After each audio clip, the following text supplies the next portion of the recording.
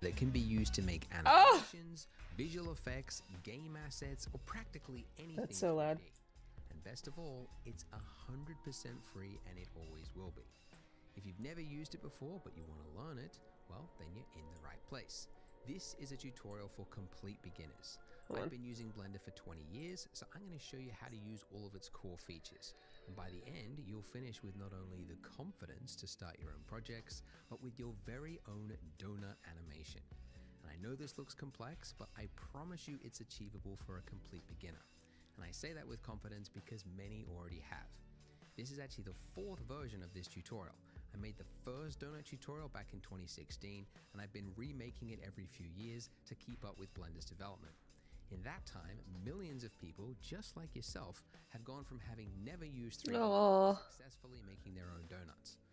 One artist even snuck his into a little film called Everything Everywhere All at Once. Very clever. Wow. So if you're ready to take your first steps in 3D, hit the subscribe button and let's begin. First, go to blender.org/download or just click the link in the description. Then, obviously, you got to hit the big download button. Once downloaded on Windows, double click it and then just go through the install steps. But if you're on a Mac, just drag it into the applications folder. Then just find the Blender shortcut and open it. Then once it's open, just click anywhere off the splash screen to close it, and welcome. Oh gosh. Hold on, I'll be jumping through screens like crazy. Oh, okay, alright. To the wonderful world of 3D. First tip, do not get overwhelmed. If you're clicking around, you might find lots of buttons and some of them with very scary names, and it can all get very overwhelming very quickly. The thing you need to know is Blender can do a lot of things, which means it has a lot of tools, but you don't need to know every tool in order to do what you want to do. If you're familiar with the 80-20 rule, there's really only 20% of Blender's features that you end up using 80% of the time. And that's what I'm planning to teach you in this tutorial series. So stay with me and you should be fine. We'll start making the donut in the next video. In this one, we're just going to look at the interface, and I'm going to show you some of the basic navigation. So for starters, this view, this window right here, is your 3D viewport, and it's where you'll spend probably 90% of your time, because it is the 3D world. So you can see that we have three objects here. We've got a camera, we've got a cube, and we've got a lamp. And when do I have a... I do. Okay. Yay. we click on it, you can see it's selected because it has the yellow outline. So let's delete the default cube, of course, and replace it with something else. So we could do that by going up to the add. Okay. Control X. Delete. Okay. Let's go up to the add. The add. The add. The add. Oh, I'm scared. Add menu up here, or by remembering the hotkey, which is Shift A. So Shift A. Okay. Shift A. Okay. Where can I put the tutorial? I might have to make it like a little box. Hold on. There we go.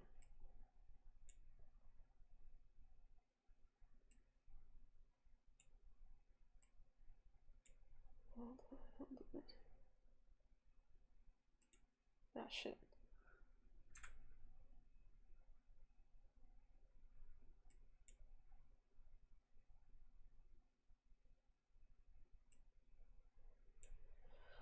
Oh boy. Shift A for add. So usually the one you're looking for is underneath mesh. So these are called your primitives, and it's what you use to start something when you're looking to make an object. Like if you're going to make a chair, you might start with a cylinder as the chair leg and then build out from there. But the one I'm sure you're all very curious, you want to click it. It's the monkey. So let's just click the monkey. Okay. Why does Blender have a monkey? Well, fun fact, every 3D software has its own little random complex object because it's useful to test things like shaders or complexities of scenes. So 3ds Max has the Utah teapot, Houdini has the toy, and I think pig's head. Blender has the monkey, and it's actually called the Suzanne monkey head, which you can see in the top left there, named after the orangutan from the film Jay and Silent Bob Strikes Back. Random piece of trivia. So let's get a better look at it. And to that we need to orbit, which you can do by on your mouse there, your scroll wheel. That is called your middle mouse button. If you push that in and then drag around, now, for my laptop users, you've just panicked because you realize you don't have a mouse. How are you going to orbit around? First of all, that's so cool. To get a mouse for 3D work, it will come in handy. But in a pinch, you can get by without it just by up here in the top right-hand corner, this little gray circle, anywhere in the gray section. If you just left-click, drag on that, that will do the exact same thing. Or if you want, you can go to Edit Preferences, and then underneath Input, there's Emulate 3-button mouse. And that means that if you hold down Alt and then left-click, drag, that will do the exact same thing. Also, whilst you are in User Preferences, you might want to go to Interface, and you've got Resolution Scale. If you're on a 4K monitor, you might find that your menus and buttons are really small and a little bit. Let's see. Click drag, that will do the exact same thing. Also, whilst you are in User Preferences, User Preferences. Windows, Edits, File. Don't see it.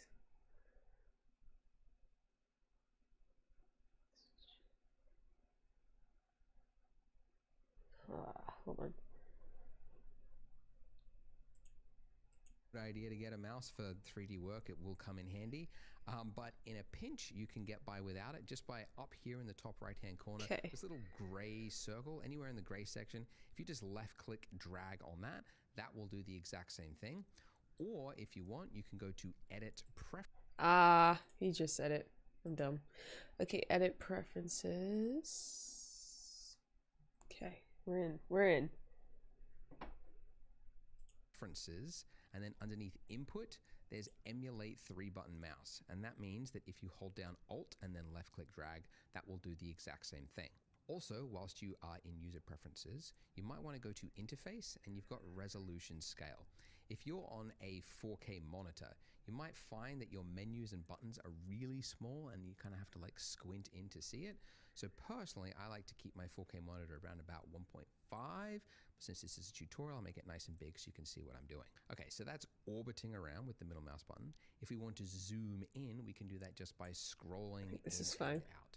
We could also do it by going up to the magnifying glass tool there, and then just left-click dragging and then moving the mouse back and forth. That does the same thing. Okay. Or you could hold down Control and then middle mouse button, and that will do a smooth zoom as well.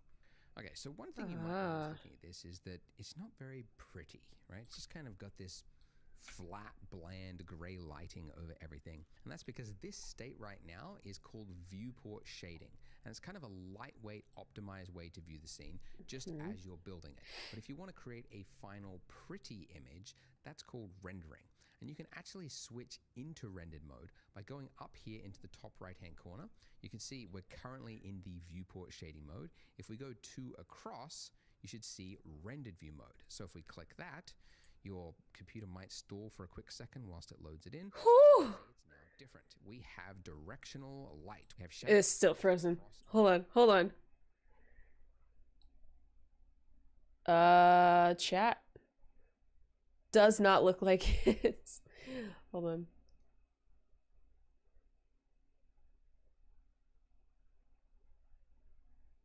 Oh, there we go. Now it looks like his. That took a second. Oh, dear Lord. Monkey. So it's now currently being lit by this lamp up here. So if I wanted to, zoom in on that lamp there and just kind of like move it around, you can see it's kind of hard to focus on. Like it's always exactly not in the right view.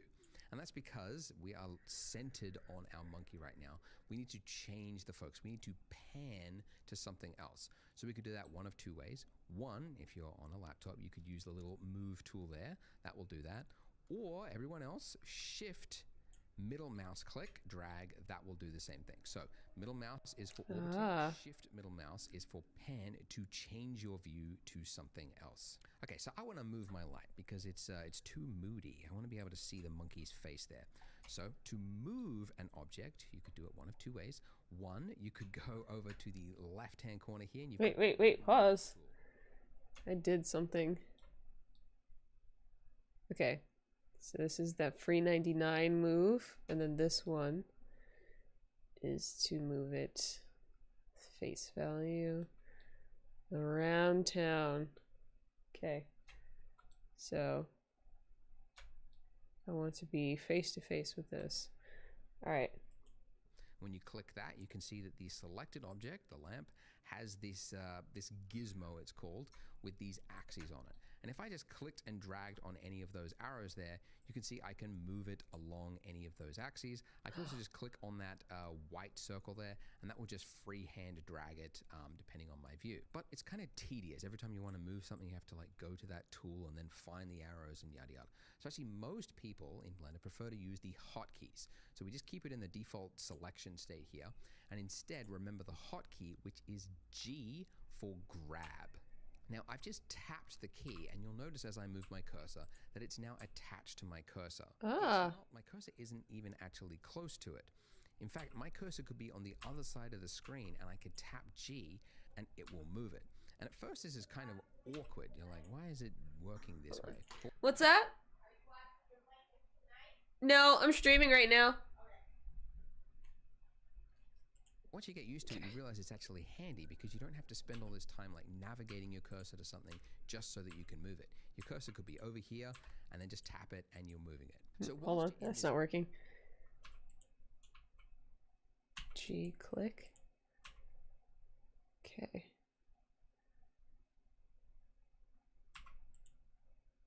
All right, so shift middle. Nope. Okay, so you. Oh, that's cool. G. Click. Middle. So the light is now in front of the monkey.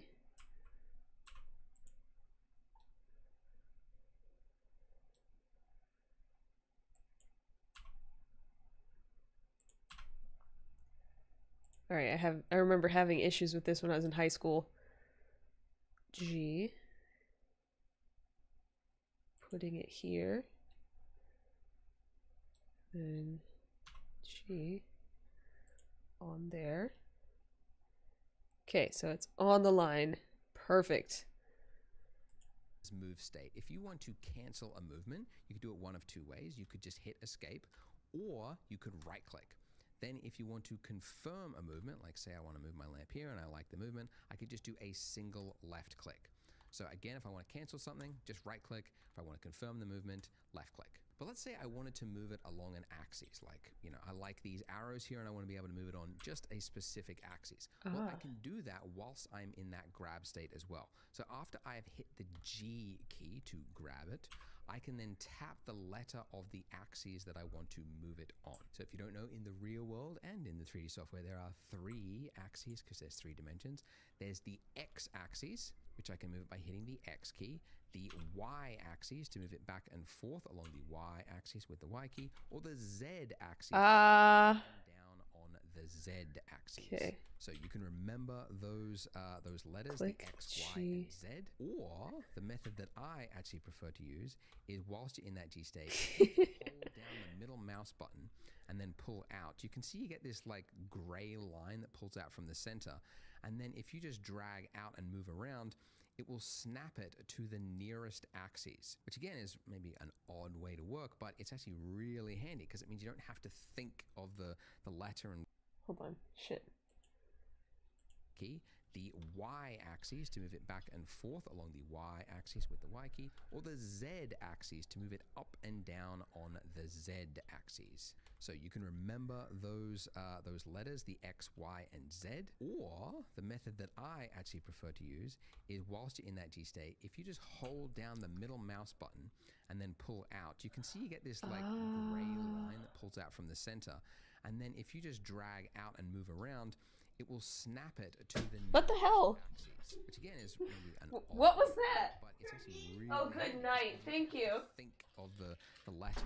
I don't know why. Hold on. Just tap G to move it, and then middle mouse. I don't know why. I thought that was like a rat or something. I thought it was a rat. Thank you. Mom threw cookies at me. Hold on. What? It was in the G phase. Hold on, G. And then hold this. Okay.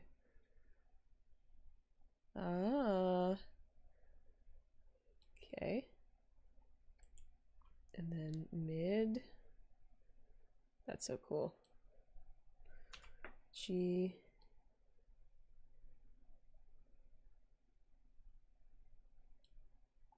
Okay. All right.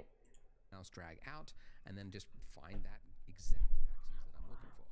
And so it's very fast to just quickly move the lamp exactly where I want it. By the way, if you're finding it hard to remember all of the keyboard shortcuts that I've mentioned, I've actually put together a PDF, a cheat sheet of Blunder's most common hotkeys, and you can download that by clicking the link in the description, so you could print it out or you could just have it on a separate monitor while you work. Also, if you are from another 3D software package, you might notice that Blender's hotkeys are different than what you are used to. So if you actually go to Preferences, just for those people that are from other softwares, if you change the key map to industry compatible, you'll find that these shortcuts are probably more in line with what you remember from other software. I'll also put a link to a cheat sheet that is just for the industry compatible key maps that somebody else put together. I've got nothing to do with it, but I'll put that link there so you can check it out as well. For the rest of this tutorial series, I'm going to use Blender's hotkeys. Just keep that in mind. Now let's say, as I am moving around here, I'm like, oh, this looks really good. I've got some nice Rembrandt lighting across the monkey's face. I want to take a photo. I want to take a nice, pretty image of this and post it on socials for clout, right?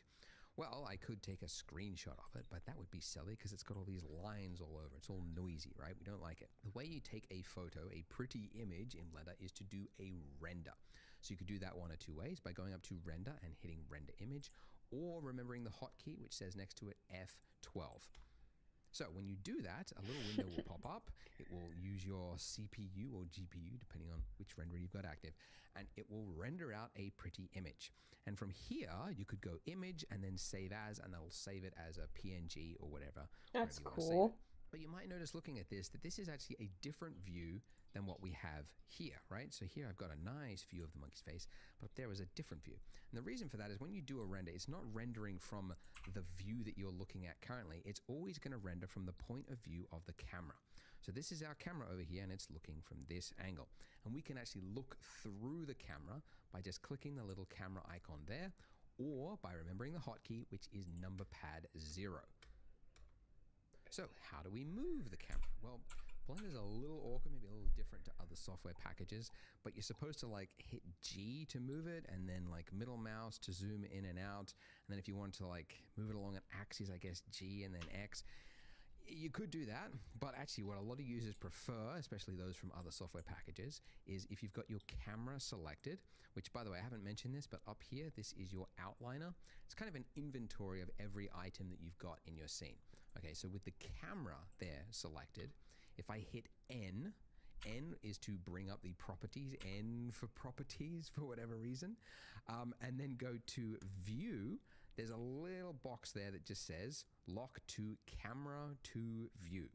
So now with that active, if I just use the same keyboard shortcuts as before, middle mouse button to orbit around, shift middle mouse to drag it, you can see that the camera is moving with it. Shit, so hold on. essentially the view, I can set it up exactly. So N, N, there we go. I missed all of that. N is to bring up the properties, N for properties for whatever reason, and then go to view. there's a little box there that just says lock to camera to view. So now with that Left camera to view. I did that.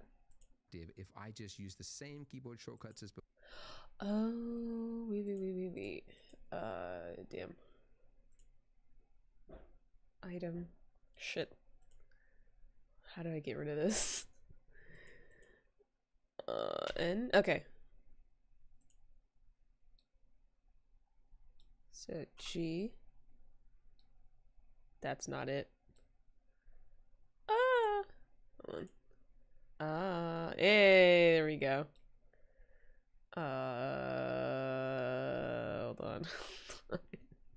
G. E. Okay.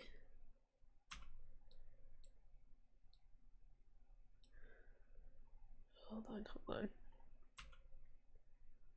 That.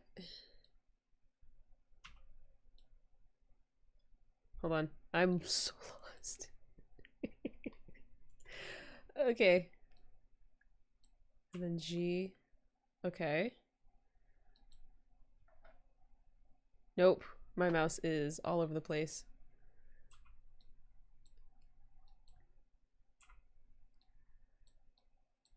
What the hell?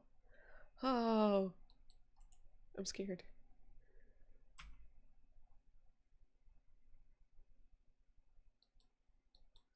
Huh.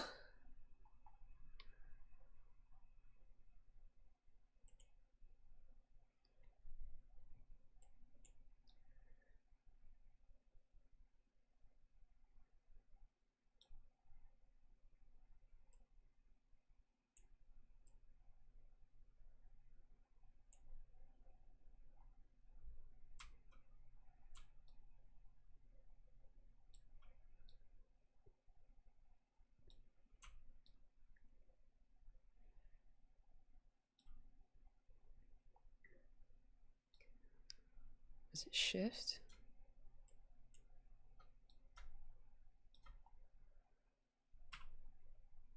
What the hell?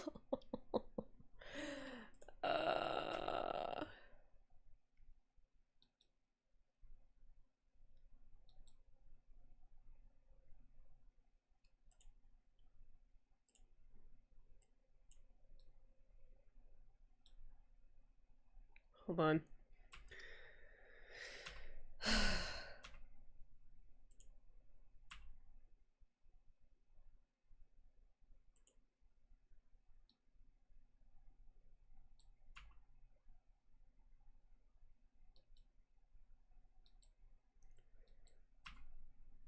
Oh, good lord, what is this?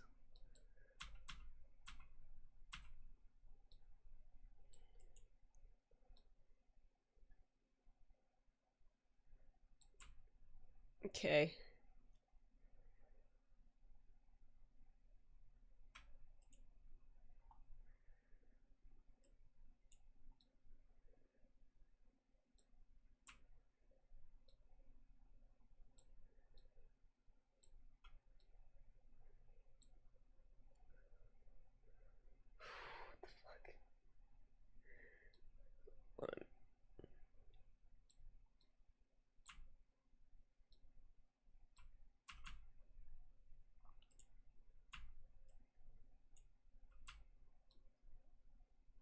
So that's zoom.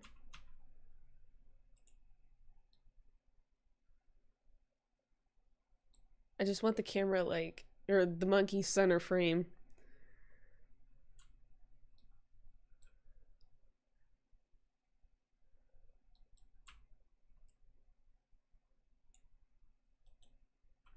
Hold on.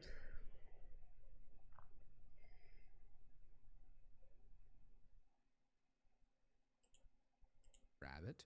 I can then tap the letter of the axes that I want to move it on. So if you don't know, in the actually prefer to use is whilst you're in that G state, if you just hold down the middle mouse button and then pull out, you can see you get this like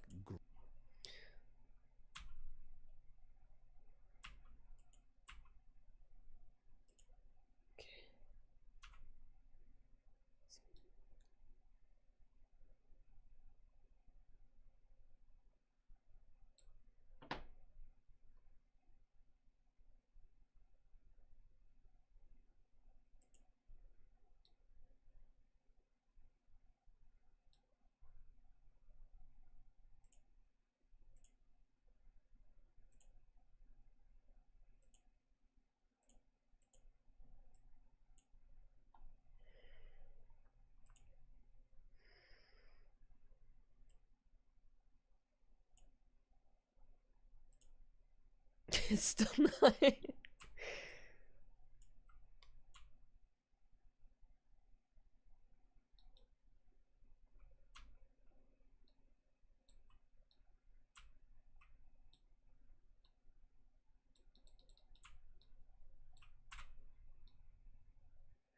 Huh? It was just working like a second ago.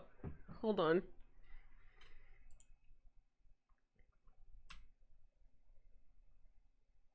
Okay, so no middle mouse click.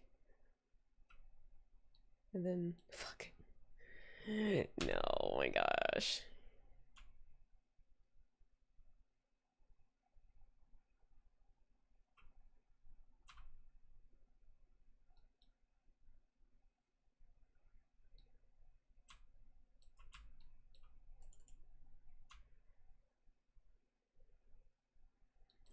I just want to pivot the camera. Oh my gosh.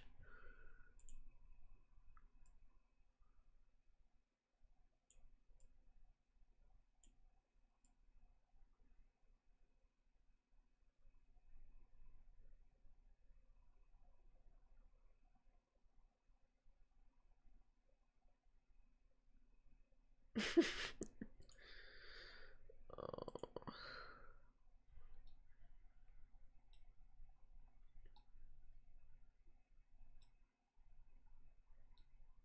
Okay. I think that's what I want. Slightly. Okay, yeah, I think I got it. Gray line that pulls out from the center.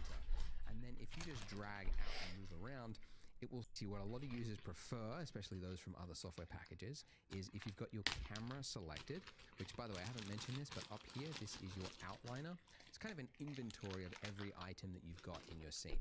Okay, so with the camera there selected, if I hit N, N is to bring up the properties, N for properties for whatever reason, and then go to view. There's a little box there that just says lock to camera to view.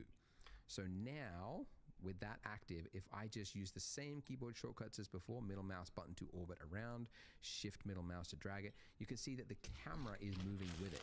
So essentially the view, I can set it up exactly as I want, then hit N again, and then I can disable that. And then now as I pull out, you can see that the camera will stay exactly where it was, and I could do a lovely, pretty render. But this is too...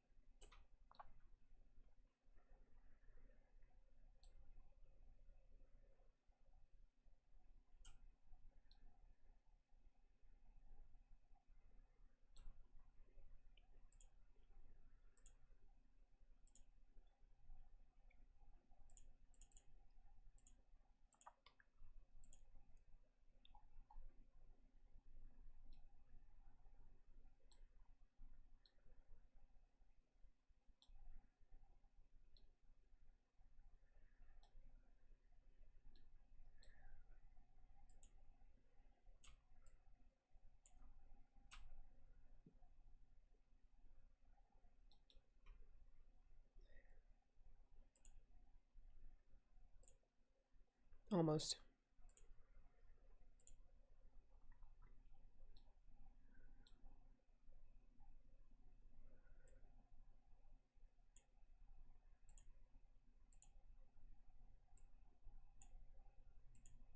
Oh my gosh.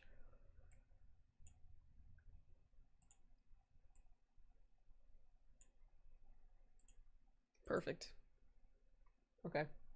Too simple. If we post this on the internet, people are bound to make fun of us. Imagine that. Well, we could give it some color, right? So, with our monkey head selected, we can go over to here to the properties. So this properties section is where you might spend the other, I don't know, another 5 to 8%, I don't know, getting too exact there. You might spend another 5% of your time in this section, but it's where all of the properties for things are in Blender. So for example, you've got like the render properties, like the size of the image that you're saving something as is defined there. And some of these properties will stay here no matter what is selected, but others are selection dependent. So you can see actually if I click the camera there, you can see I get a little camera tab at the bottom there. But if I select my monkey, you'll see the camera tab disappears. But instead I have some other ones that appear. So one that we might want to change is underneath material. And this will enable us to add a material, change the color to something else, essentially. So underneath here where it's got new, I'm just going to hit new. And then you've got a bunch of options, very ooh, IOR, Hold on, my poor computer, it's loading. No!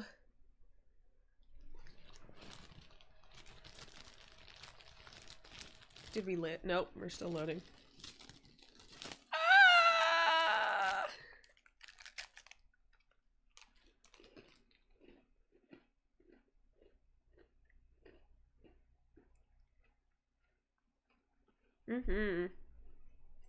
surface. Again, don't worry about it. We'll get to all of that later on. The one that defines the color is the base color. So if I do a single left click on that white. Ooh. I'm gonna make it green.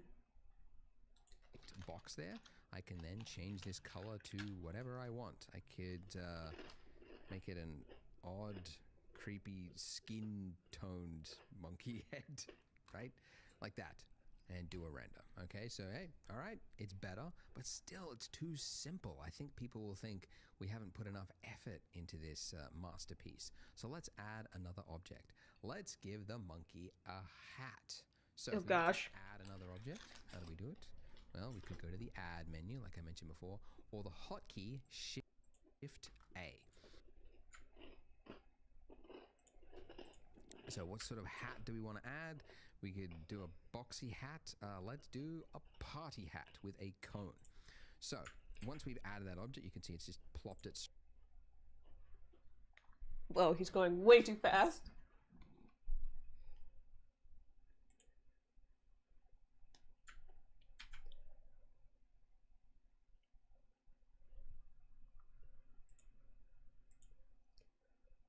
Okay. Oh, shit.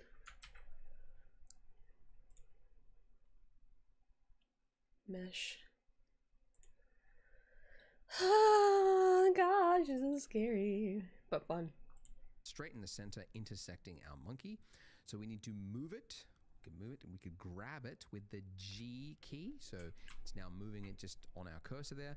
I don't want to move it just freehand though, because I like the position, but I just want to move it up. So I'm going to hit Z to move it along the Z axis. Right, I like it there. So once I like the placement, I'm just going to do a single left click. Okay, great. But big. Oh, so see, we need to learn another tool, which is scale. So we could go to the scale tool there, and then we get this familiar little axes there. But again, most people prefer to remember the hotkey, which for scale is just S. So S to scale. So resizing that. Okay, that's pretty good. Let's move it down again. So G and Z. Okay. All right, but yeah, let's say we want to make it a little taller. Okay, so we could scale it along just the Z axis. So S and then Z. Whoops. S, Z. There we go. And it's now making it a tall party hat. Scale it down. Look at that. A very bland party if it's gray though. So let's give it another material. An exciting color. A vibrant aqua color. Why not? Give that a render by hitting F12. Okay. Camera is in the wrong position. So let's go to F12. camera view mode with number pad 0. I'm going to select my camera. And rather than dabbling with that little thing I had before, I'm going to hit G and then middle mouse, just tap it once. As I said, it's a little awkward, Blender's the way it handles with the camera. But anyway, just move that out and then I got to rotate it. All right, so I'm going to rotate. So with the camera selected, tap R, then middle mouse, and it's now kind of like freehand rotating around. So I'll just move it up slightly. There we go. Okay. Oh, that's cool. This is just a fool around session, so don't worry if you're making mistakes. We'll get to actual practical building stuff in the next part. I'm just trying to find ways to throw in these. Right? The monkey's head is just, he needs to look dead on at the camera, and currently he's off. what an excuse to use the rotate tool.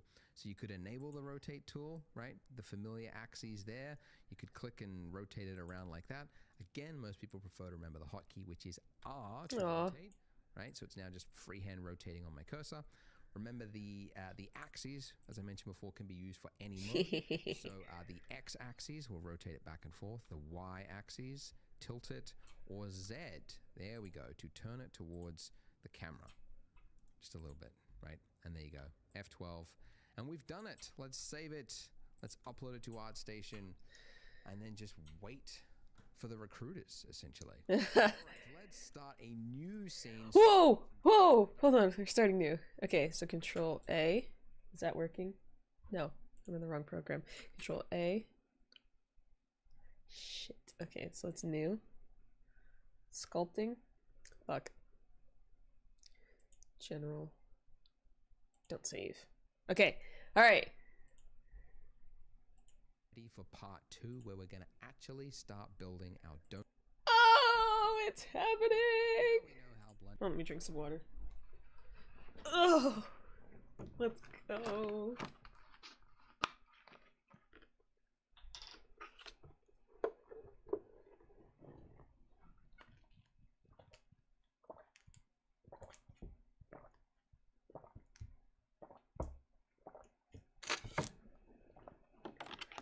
Woo, woo! Okay. Cool beans. Right, donut time. Let's start building that donut. So, as before, let's, well, first of all, just to repeat, make sure you are working with a new scene. Completely new scene, don't want any remaining monkey heads lying around. Let's begin fresh slate. And Okay. let's delete our default cube, just with the delete key, and let's replace it with a new object. You might remember the hotkey for that is Shift A.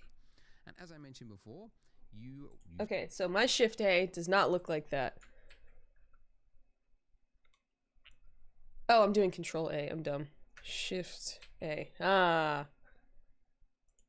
I'm assuming he wants the we torus. want what is underneath mesh, because these are your primitives. So we want to start with something that most resembles what it is we're building. You know, if it was a house, you might start with a cube. If it was a vase, you might start with a cylinder. In our case, we want the donut-shaped one, although mathematicians call it a torus for some reason. So let's add that. Now, if I zoom in by scrolling up, we can see we have something resembling a donut. Looks like a pretty weak-looking donut, you know, very flimsy. Looks like the donut before it's cooked, when they just drop it into the vat, and it's just this little wispy thing. So immediately after you do some actions in Blender, you have options to change it. And the options are hidden down here in the bottom left-hand corner. You see a little box, and if you click that box, you see options. And look, we can change the dimensions of our torus. Now, something to note is that these options in Blender only appear immediately after you have done that action. If you do another action, like say deselect your torus by mistake, it's gone, right? Because Blender has assumed you have moved on. You've accepted the state of your donut, and this is the one you want, right? Now, if you haven't done anything drastic or changed this object in some severe way, you can temporarily bring it back by hitting F9. I never actually remember that hotkey. I just remember that immediately after I have added an object, if I want to tweak it, now's my chance before It's a donut. change, you know, the size of it here. We can also change the resolution. I'll use the term resolution loosely. To make it higher or lower fidelity. And a mistake that a lot of beginners make, and I say this because this was the exact mistake I made way back in 2003 when I started learning Blender, is they go, well, I need a realistic looking donut, so I guess I need to go really high resolution. I remember my first project, one of my first projects was for a high school film project, and I wanted to have a close-up of a face. Didn't realize faces were going to be difficult, but I went really high poly, and then it was just an absolute nightmare. So the reason you don't want this is that, for starters, things that are high poly are very slow to render, and they're very hard to work with if you want to tweak the shape of it. But also, as you learn and you grow with 3D, you'll discover that it is A lot easier to add resolution to something later on, but it is very difficult to take it away if you've already built it into it and you don't need it. So, long way to say, what we actually want is to have as few polys, these are called polys, as you can get away with. So I'm going to go 32. With 32 major. Hold on, F9. Click. F9. 32. 32 major. And 12 minor. And 12 minor, okay. Oh, look at me go. Alright, so we have the exact same donut. I know. And don't worry that it looks all jagged, because we will fix that in a moment. Now, the major and minor, this is really up to you, but I find that something that looks kind of chunky, like a fat donut, just looks really delicious. So I'm going with something around about this size, okay? And once I'm happy with this, once I'm ready to click off, I click off, the options are gone, and this is it. This is the donut that I am now working with. So how do we make this look higher resolution, less jagged? Well, one way is to use smooth shading. So if you right click with your object selected, go to Shade Smooth. And look at that, this is immediately better. Without getting too technical, this is kind of a fakery. It's sort of like the shader is telling the renderer that this is a really high poly dense mesh when it really isn't. It's just basically kind of like averaging out faces, and anyway, it's very technical, but basically means it's not going to add anything to your render time, but it's going to look smoother. And so this is generally what you want for something that is smooth and organic looking like we want. If you were rendering like architectural or like hard surfaces, like later on we're going to put this on a counter, then the object would obviously want to be flat. But in our case, we're just going to use Shade Smooth. But you might notice that looking at this, especially if you go side on, that you've got this sort of jagged shape around here, right? So the silhouette is really breaking that illusion that this is a high poly or a smooth looking donut. But thankfully, rather than adding all of that complex density into the mesh itself and then making it hard to remove later on, there is another way through modifiers. So if we go over here to our properties, right, this very confusing, lots of option looking properties, click on the wrench, and this is the section called modifiers. And this is one of those object dependent things. So if you've got your camera selected, you won't see it. So it's only when you've got actual meshes that you might see this modifier here. So it's much easier to explain if we just add one. So up here, add modifier, and you got a range of options here that can do a whole number of things. The one that we're looking for is underneath generate, and it is called subdivision surface. And it is a really common modifier that you use all the time. In fact, it's so common, it's actually, you can just immediately add it to any object just by hitting Control 1. But don't do that because we've already got it, so there. Now, some of you might have just discovered that your donut has disappeared. If that is the case, you need to go to Edit, Preferences, and then underneath Viewport, where it's got Subdivision at the very bottom, Disable GPU Subdivision. That will then make the subdivision perform on your CPU instead of your GPU, which is maybe non-existent or not performing whatever. But disable that and it should appear. But if it's already working for you, don't disable it. Keep it going because GPU will be faster. So what exactly is this doing? Well, it's a lot easier to explain if we look at the shade flat mode, because we're not being tricked by the smooth shading there. If I set this levels viewport to 0, this is our original mesh. Levels viewport to 0. Ah, cool. This is before we add the subsurface, essentially. When we increase this, you can see that it is adding resolution to our mesh. And the more I increase this viewport levels here, the finer and finer that detail becomes. So to explain it, because this is such a very, very common modifier, it's kind of important to understand how it's working. You can see that this is these squares here, these are called faces, by the way. And for each one of these faces here, as I add a level, you can see it's becoming 4 faces, right? And then now if I zoomed in on this one face here, if I do another level, that's now become 4 faces. And then if I zoom in again, it's now become 4 faces. So it's exponentially adding detail. And you might also know that it is smoothing it out as well. Like this jagged edge that we've got here, you can see now becomes smoother. So to quickly visualize that, if I just draw it, like imagine you've got like a 90-degree corner, right? Like this. If you add a subsurf modifier, what it's going to do is it's going to add a point here, right? Because this is the extra detail. It's also going to take that point there and it's going to average it out. It's going to average it out between these points. And it's going to create another one there and another one there. So you go then from having that really hard corner there to having something that looks a lot smoother. So it's going to take a point and it's also going to change it to make it look smoother, generally speaking. So there we go. So now as I increase this, you can see it's getting smoother and smoother. Now, the reason there are two options here, you've got levels viewport and levels render. So reminder, this gray area that we operate in is called our viewport. The render is the pretty version.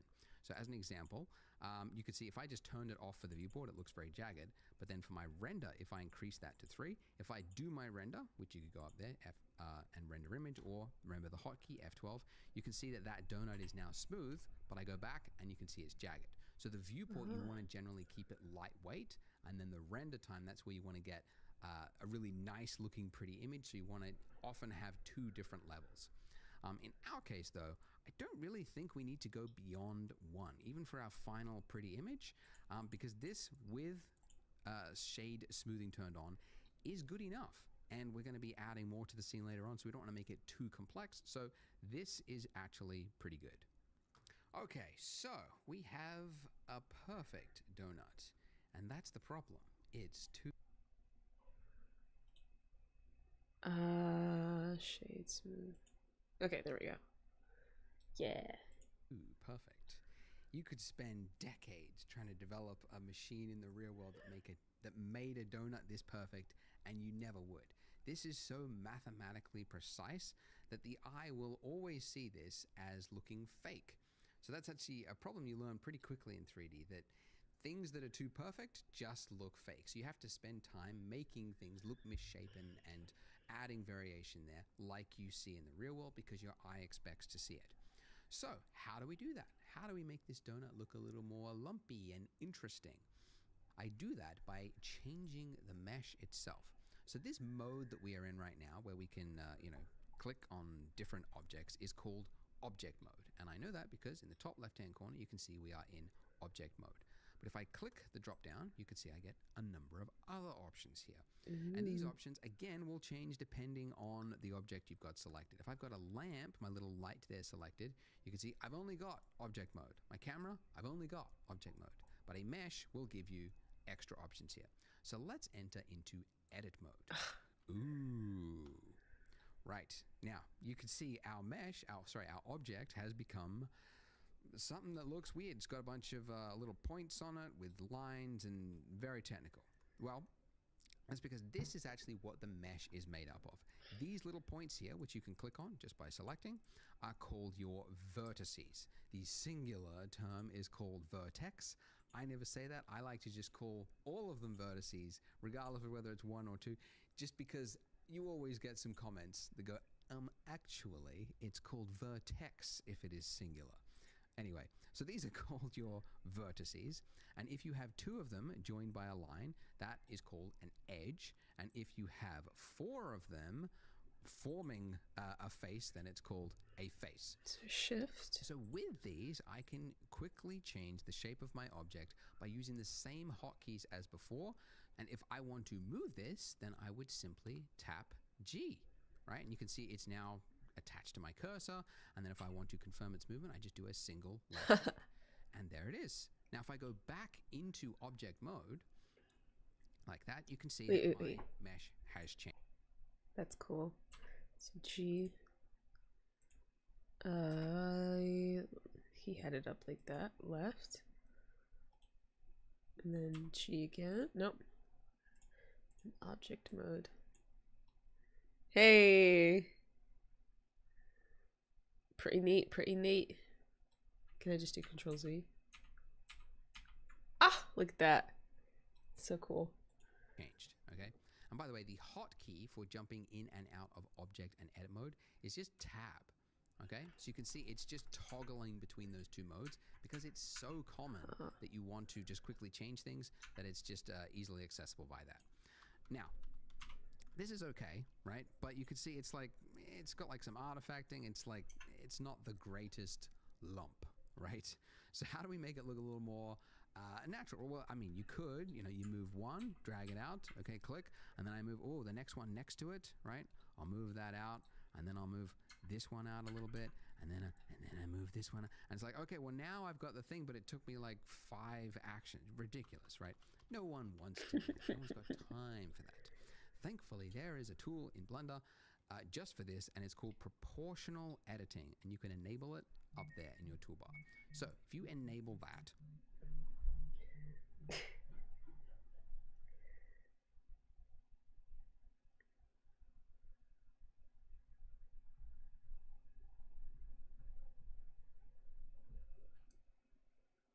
Okay. Hold on. I missed that. well, now I've got the thing, but it took me like 5 actions. Ridiculous, right? No one wants to do that. No one's got time for that. Thankfully, there is a tool in Blender just for this, and it's called proportional editing, and you can enable it up It's there a in your dot toolbar. So if you next to a lump. Shortcut. Oh. enable that, now if I hit G and I move it out, Ooh. see I get a little ring around my cursor there, and that is now changing the mesh around it.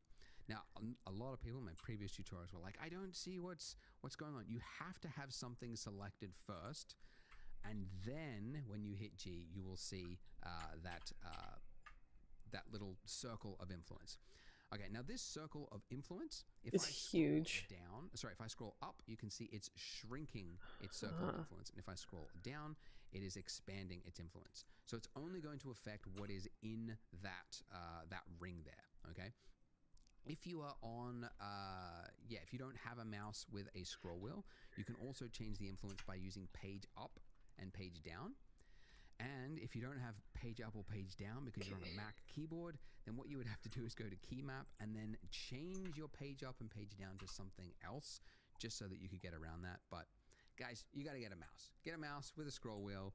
I think they're, I don't know, 50 cents or just in the nearest landfill somewhere. Because it's going to make your life in 3D a lot easier. Okay, so with this, I can now make quick work of lumpy shapes, okay? Yeah, hold on. I don't want my donut looking like that. Okay, so it was G. And then U, G.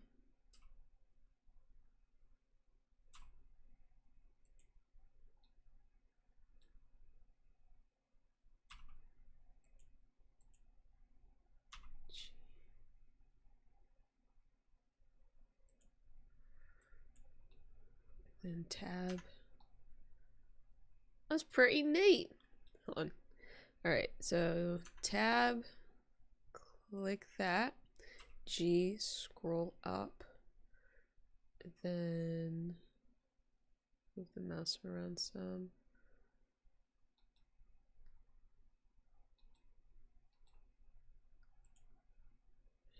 Okay, let's see. It looks deformed. Okay, so I just drag that out. Okay, I've got a little lumpy shape there. Maybe I go down here and I pull this up just by hitting G, moving it up.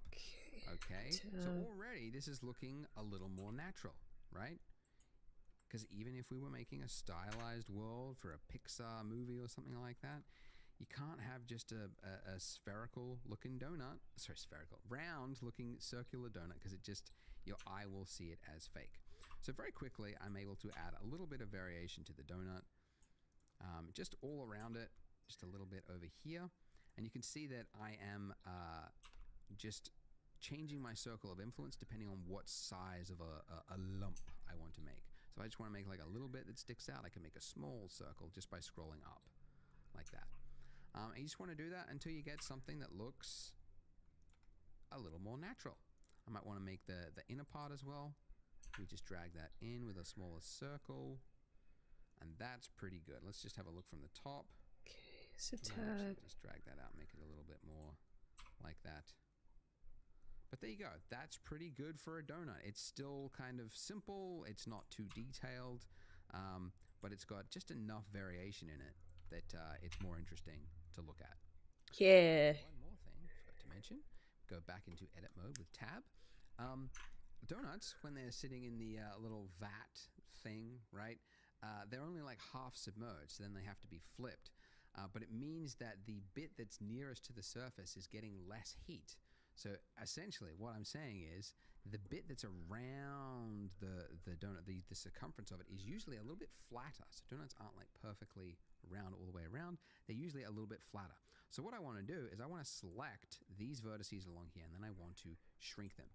Now I could go around one by one like this, which is actually what I used to do when I was learning Blender pre-YouTube days, and there was no tutorials.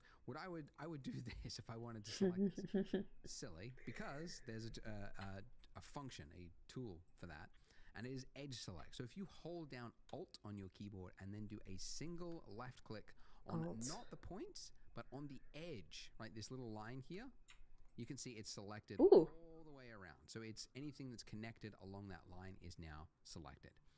So if I want to shrink this, right, what would I do? Scale. Well, I mean, yeah, you could like move it around, right? We want to shrink it. We want to change the scale of it. So we would use the hotkey S for scale. So S, and I'm going to scale. Whoa. And I actually don't want proportional editing. So I'm going to turn that off and now scale in and just make it a little bit flatter. Actually, I like this one. See, it just feels a little bit more natural. Hold on. Tab. Hold on. Tab. And no proportion. So here, and then we do Alt. And then scale, which is S. Okay, and then tab again. I like this one better. Doesn't it? Looks a little bit closer to what a donut looks like. And by the way, don't worry if yours doesn't look exactly like this, like your lump is a little bit off. Like some people get a little bit too precious with the tutorial. Like, I gotta match exactly everything I do. Like I'm just working on the fly as well. So just make what you think looks good. If you think this is not misshapen enough and you want to add more, go for it, because it might actually turn out better than what mine is. Now, before we move to the next part, the icing. How to save. Okay. Very easy. You just go save as, and you just get one file. It's called .blend. Very literal file extension. Really pushing the limits of what a file extension can be. That's almost a word, Blender. Anyway, .blend, and that's it. And then next time you open it up, it's exactly like it. It's not like ZBrush where you... Oh my gosh. I low-key want to put a donut in like everything I make. Hold on. Drink. I should put it in the freezer. I'm not even drinking this anymore. But that's so cool! Oh my gosh. Yay! Hold on. Alright, let me put my drink in the freezer if there's space. Oh gosh, did not even think about that. Give me 2 seconds, grab a drink, grab whatever you want. I will be right back.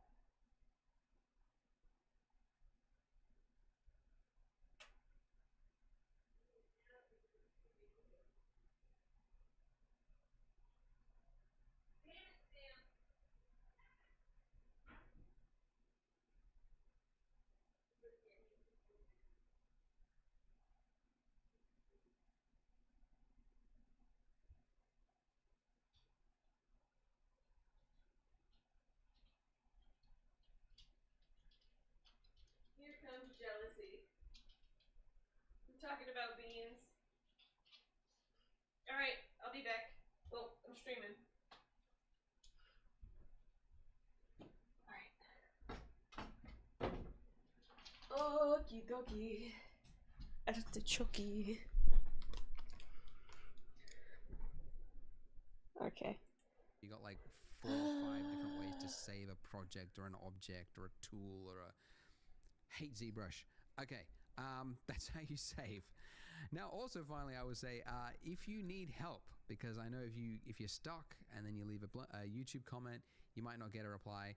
If you want immediate help, I've got a Discord, so I'll put the link below. So there's like a little channel in there where you can just ask for specific donut help. So if you're having issues, feel free to jump into that. And also, guys, don't beat yourself up. Like 3D is definitely has like a steep-ish learning curve. So you're in that steep slope right now. And it's really common. Like a lot of this stuff is very foreign. 3D is very unique. It's very different to a lot of 2D tools. But don't give up. Like it's definitely achievable to learn and can I use my mouse? School, you don't have to pay for a tutor. It's really easy to get help online nowadays. So do make use of that Discord. Post comments as well in the YouTube comments if you want to. But I hope you stay with it. So if you're ready to jump to the next part after you've saved your blend file, go ahead, click here, and I will see you there. Did you guys know that Blender 4.0 had a change that makes it more realistic by default? Or that there's a new technology that is going to expand the uses for 3D exponentially? Well, you would if you were on my free newsletter called This Week in 3D. It's an email from me once a week with 3 to 5 things that I found interesting that week from the world of 3D. So sometimes I share a new tool that I found, a remarkable tutorial, a new Blender feature, a news story that affects the industry. I want to add the glaze. The description, enter your email address, and then you will stay up to date on the world of 3D. Look, you do want to fix that. It's always free and it's always written by me. Now, on to the tutorial. Welcome back to the Donut Show, where we make sad little donuts that we cannot eat. This is where we finished up at the end of part 1. We've got... Hold on, I forgot. So it was here. It was not Alt. Let's Shift. Let's click G. I don't think this was it.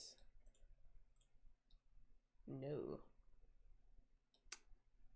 Oh, it was this, Doi. G. There it is. Yeah.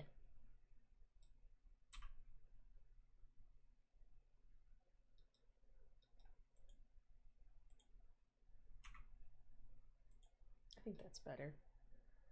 Oh, and this one too. Yeah. Oh, I'm learning. I'm learning. Our nice looking donut. And now we're going to make that icing, which looks complex, but is actually fairly simple. Now, as I mentioned before, if you want to add an object, you go Shift A, right? And then you start with something that resembles what you're trying to create.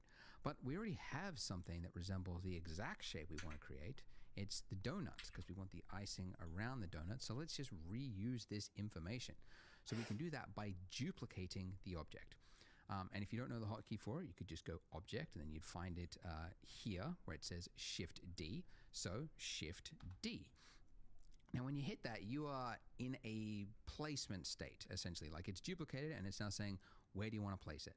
Now, in our case, and actually often, you don't actually want to change its placement. You want to duplicate it exactly where it was. So you can cancel the movement by hitting Escape or right-clicking. Now, when you do that, it looks like it's canceled the duplication, but you can see in your outliner, it has duplicated it. You've got 2 objects, but it's just in the exact same place, which is what we want. So first things first, we need to name them, or else we could get very confused very easily. So you can name an object by just double-clicking it in the outliner and then just typing in the object. The other way you can name something, I'll just show you the second way. If you select the Taurus 0.001, that's your icing object. If you're in the 3D view, where your cursor, is over the 3D viewport, if you hit F2, that's another very quick way that you can name something without having to go up to the outliner to find your object. So with our icing object selected, let's go into edit mode by hitting Tab. So we want the icing on the top, which means this bottom half of our mesh here is redundant. Don't need it. So we want to delete it. So if we just dragged over the bottom here, you can see it looks like we've selected the bottom half of our donut, but if you were to move around, you would see, oh, we haven't actually. It's only selected, annoyingly, what is facing the camera. Where there's a mesh, it's not gone through the mesh. A lot of users find this annoying. I agree. Sometimes it seems like that would be the more default one that would make more sense. But anyway, don't want to argue. So if you want to select through a mesh, you can go up to here in your top navigation, toggle X-ray. If you turn that on, it's Whoa.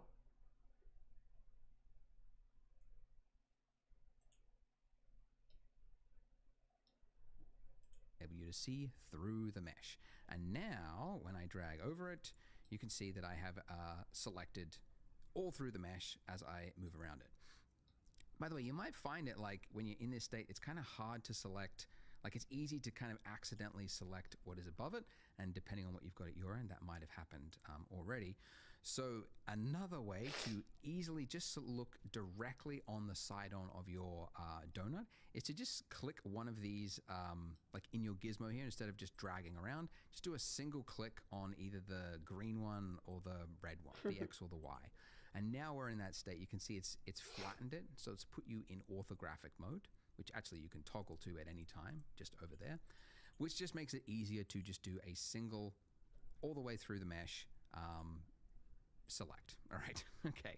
All right, so we want to delete that. So just hit the delete key. You get an extra option here of what do you want to delete, edges, faces. You want the vertices, that's everything. And now we have, if we go back to object mode, and then let's turn off toggle X-ray as well. And you can see it's working.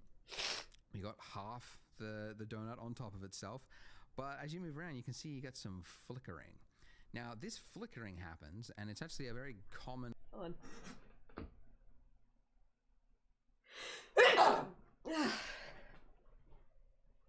Oh. It's actually a good warning sign to you as an artist, because it means you've got faces on top of faces, and the 3D software doesn't know.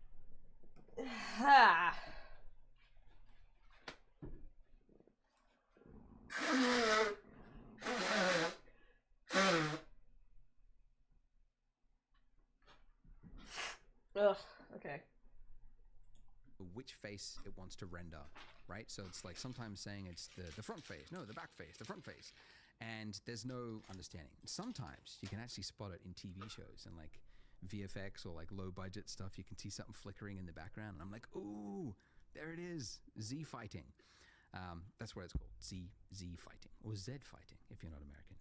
So what we want to do is we want to give thickness to our icing. So we can do that with a solidify modifier. So adding another modifier, make sure you've got your icing selected, not your donut. And then here where you've got add modifier, we're going to go generate solidify. Okay, now it's made it worse.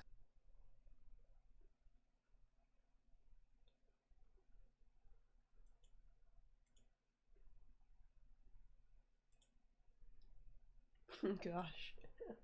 So it's actually added a thickness to our mesh there, but it's actually done it the wrong way. So it's with the normals. Yeah, what is it? It's trying to put the extra bit inside the donut.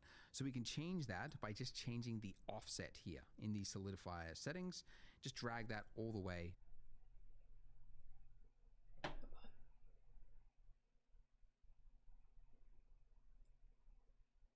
Okay.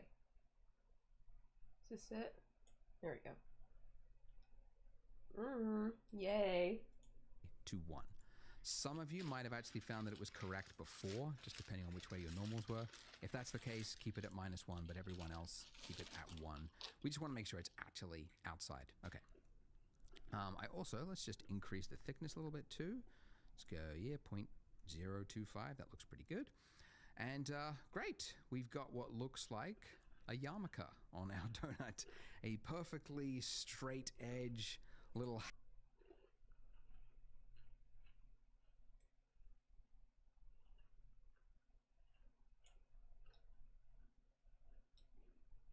hat for our donut. So let's make this look more like icing. So the edge is wavy all the way around.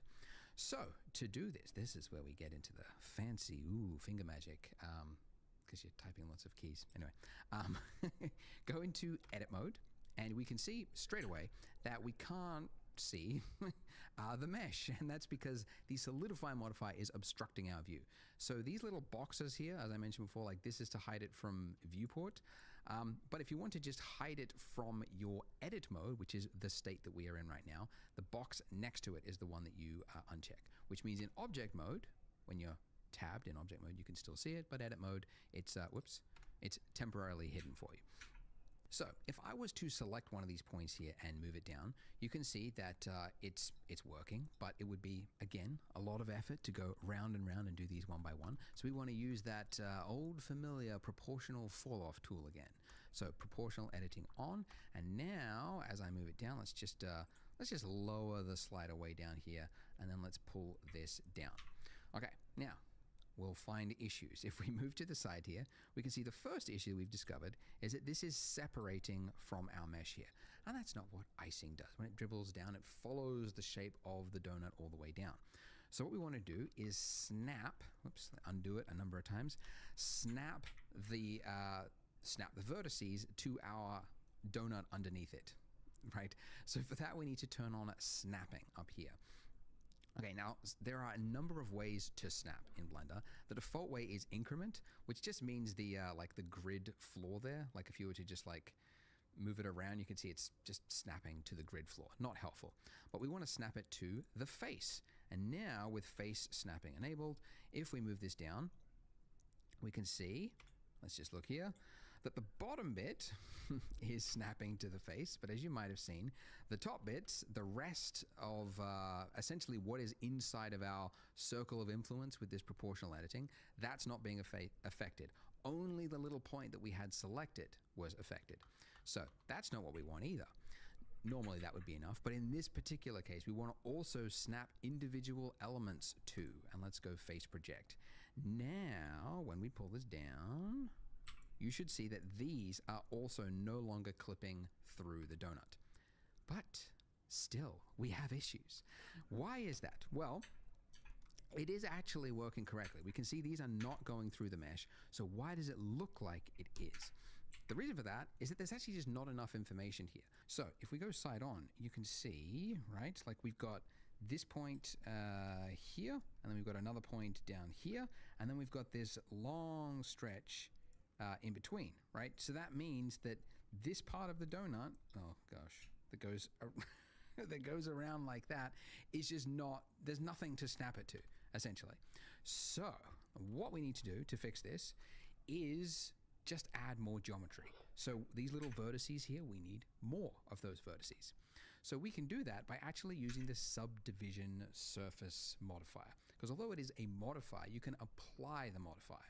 And the modifier currently is adding geometry, so let's just apply it. So to apply it, we just click this little drop down here next to the modifier and then go apply.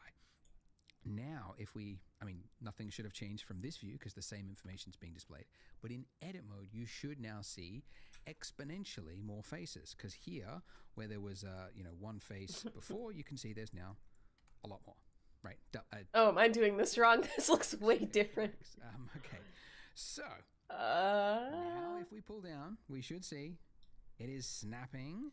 And if we go into this mode, you can see that it's now conforming to the mesh in a much more snug way, because there's information there for it to use. Now this shading artifact here that we can see, this don't worry about that, we'll fix that in just a moment.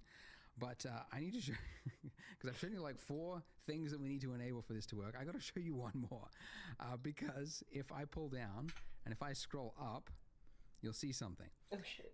Okay, if I was to click, we get this horrible problem here. And I've done this tutorial on enough, and enough people have hit this issue that I need to call it out specifically, because it seems to be a big point that a lot of people just don't know where to go from. What's happened is if we use what's it called, the circle of influence for our proportional editing. If that is so high, it's actually high enough to reach the mesh on the other side of the donut. And then because we've got snapping, it's now projecting that, snapping it to the front, which is creating this like something that's a nightmare to fix. I mean, in fact, it's easier just to start from scratch than to try to fix that. So if we want, sorry, there's a lot of noise. To fix this, we need to hide the part of the mesh that we don't want to be influenced by our proportional tool, right? So to do that, there is an easy way to do it. We can actually do it very precisely. So if with this middle bit of our donut here, if I just hold down Alt and then do a left click, as I mentioned before, that selects the ring, okay?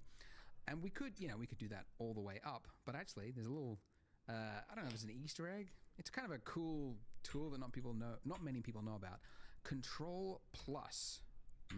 That will enable the select more tool. And if you use Control plus, Control minus goes the other way, you can see that it's expanding out. That's not just like select the next vertice along a chain, roughly speaking. And you can see we can very quickly select all the parts of the mesh that we don't need, right? Very cool. By the way, if Control plus doesn't work for you because you're on a laptop or something else, select more, less. You can also do it here. Anyways, to hide this part of the mesh, it's H. H for hide. So when you're in this state, it looks as though it's been deleted. It's very, sometimes you don't know where part of your mesh, and then you forgot that you've got hide turned on. If parts of your mesh are hidden and you want to bring it back, it's Alt-H. So H to hide and then Alt-H to bring it back. Or if you can't remember it for whatever reason, you can also find it. Okay, it's underneath mesh. There we go. Mesh. Reveal hidden or hide selected. Okay, so that's the other way. But you can get my keyboard shortcut. It's in the link. It's free. Just use that and then you won't forget a lot of these handy shortcuts. All right, so now... I don't think my shit's supposed to look like this. After 4 different ways and problems to explain, we can now take part of this mesh and drag it down, and it will work correctly. Haha.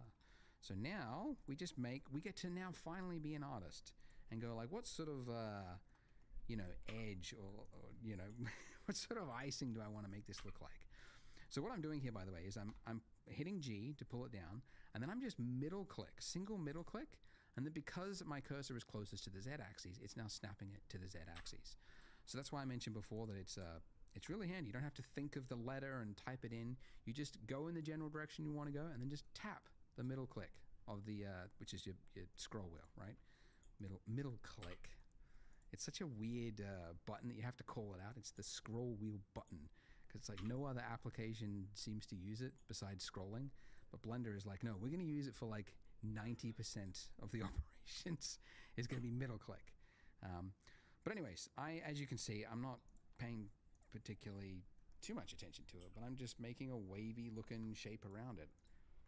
You might also want to make some bits that go the opposite direction, right? And then maybe pull, so you've got like big shapes as well as medium shapes and some small shapes. Big, medium, small.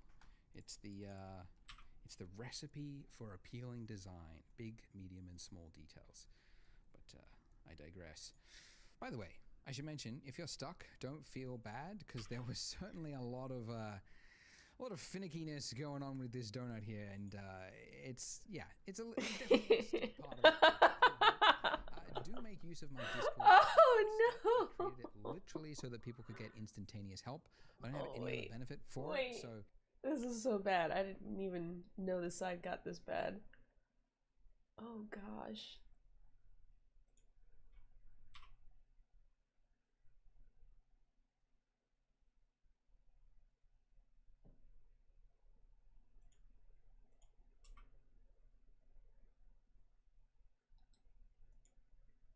Oh no.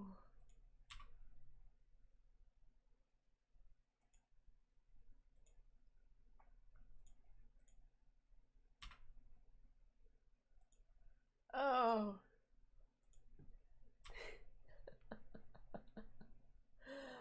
All right, you know what? This is the learning. It just doesn't have glaze here. It's realism. You know, it fell. There we go. It's there so that you can find help. Link is in the description, and there's like donut help chat room. Screenshots of your problem, and then people can help each other out. So do make use of that. Oh my gosh. Now, our shading issue here, this darkened edge, is actually going to fix itself by fixing another issue. So it's a two birds, one solution kind of problem. This 90-degree edge here for this icing, not ideal. What? Everybody knows that a real icing would create like a rounded edge there, right? So we can fix that just by adding another subsurf modifier. Because you might remember I mentioned, like, yes, if you've got 3 vertices, it'll create like another vertex here and another vertex here, but it'll also like round it out. It'll pull this one back, so you end up with a rounded corner.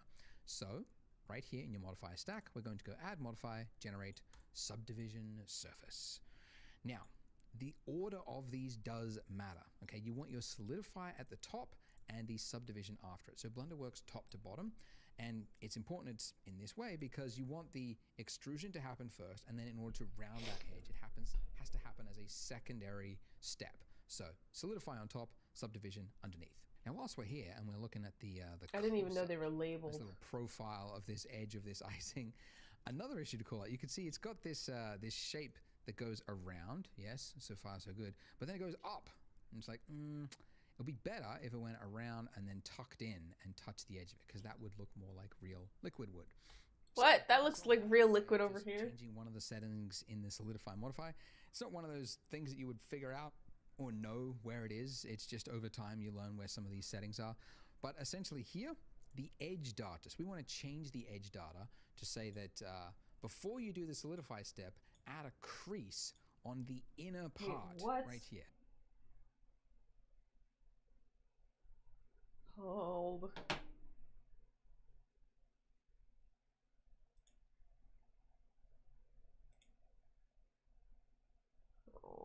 Hold. I just missed all of that. Those things that you would figure out or know where it is. It's just over time you learn where some of these settings are. But essentially here, the edge data.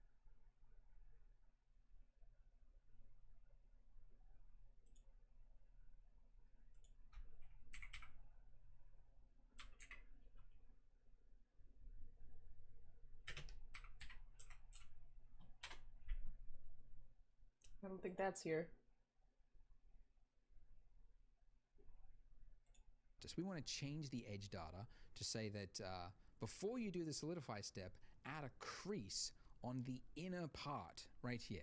If we increase this all the way to 1, it now creates a sharpened edge just on that inner part there. So the rest of it is a smoothed edge, but the middle one, there's a crease, so it's making a sharp edge there. And it just gives it, it's just a little bit more realism. Just looks a little bit closer to what you would imagine real icing would do. I don't have it, but I'll... Cool. Okay. All right. So if you look at reference of donuts, right? Yes, you've got these little wavy bits, but where the icing is really liquidy, it'll often break off from this wave here, and it'll create a trail that goes down underneath the donut, right? It just sort of drips all the way down. Whoops, bumped the microphone.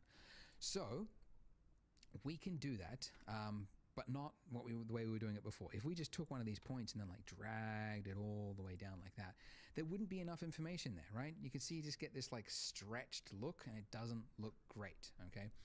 So essentially we need to give it more information, and we couldn't just do it by like adding more and more subdivision surfaces. We need to actually like break this shape here and create a new shape that goes down. So we need to extrude. So if I select... Oh gosh. Holding down shift. I don't think I mentioned it, but yeah, if you want to select 2 things at once, it's shift select. Anyways, so if we select 2 vertices like that, we want to extrude it downward by hitting E. So when you tap E, it's similar to G in that you're in a placement state now, saying where do you want to place this? So I'm going to move it down to, yeah, like about there where I want the trail to stop, and I'm just going to do click, left click, and it's now placed it there. Now, it's hard to see it, but if I just switch to wireframe, you can see what it's doing. So it's created this breakaway shape here, an entirely new face that's completely separate to what we've got there currently. And what this means is if we go to object mode, you can see it's not just like continuing this form here. Buddy. pulled it down, right? Which is exactly what we want. And in fact, I wanted to go even further than that. So I'm going to select those two vertices, and I'm going to pull it down again, and then I'll do it again. And the reason I've done this 1, 2, 3 is that this detail here is important so that it conforms to the shape of the donut. Because if there's not enough, you're going to have that clipping issue that I showed you earlier. So that's pretty good. And now we're going to do it again.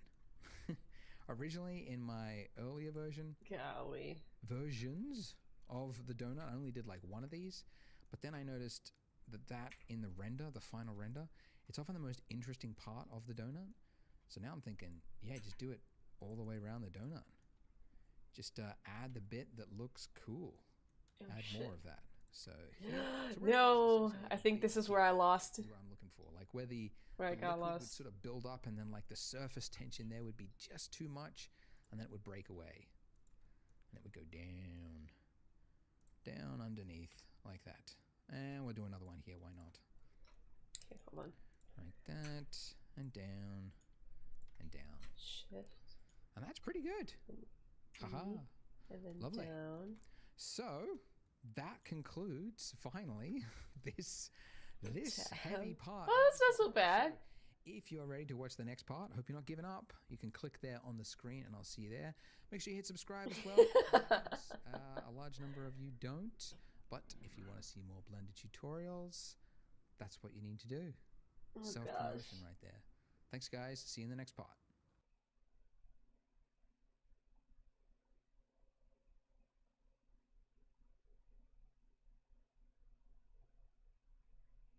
Okay.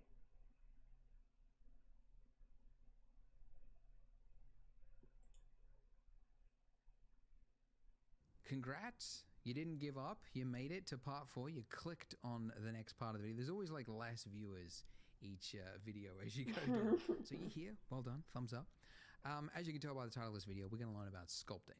But first, I should call out, if you have a problem with your mesh now, those problems can be amplified the further you go along. Oh. So it helps to do a technical check now. Make sure you don't have any problems before we move along. So go into edit mode. And first of all, by the way, if you can't see that middle part of your mesh, it's because remember we temporarily hid it. So you can bring it back by hitting Alt-H, and that will bring back the rest of the mesh. And then we're looking for issues with the mesh, like right here. So this is a really common problem following this tutorial, because when you're projecting parts of the mesh, if it was like side on to the camera, it will project it that way, and then you can have like overlapping parts of the mesh.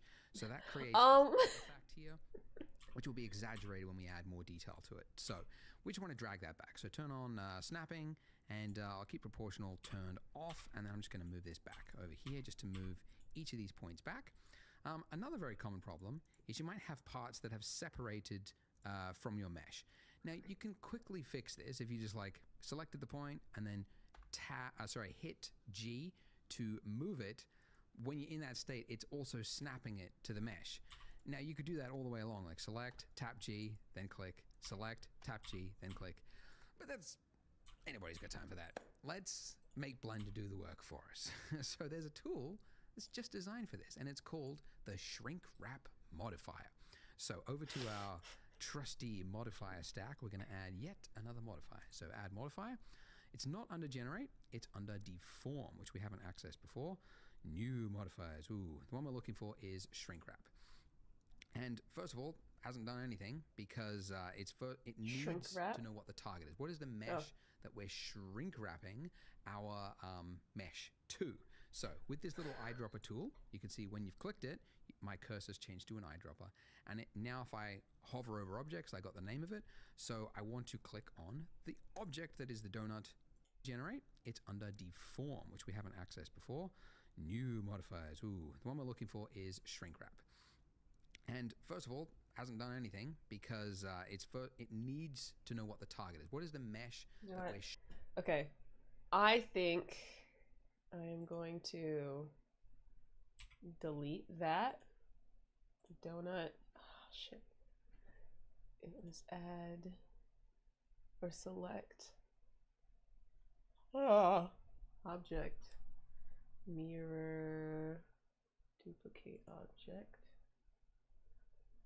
Oh, shit.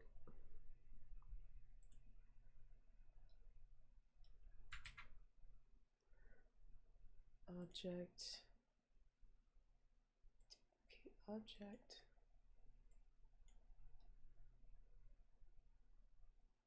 Okay, I think it's 1 to 1. Okay.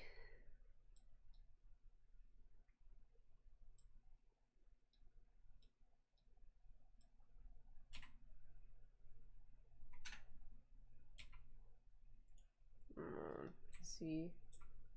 Oh wait, no, it's this one. Why? Okay. Yeah. So here, and then this is the copy. Ice. Then I'm gonna move that above the donut or move the donut below. Nope. What the hell? Hold on.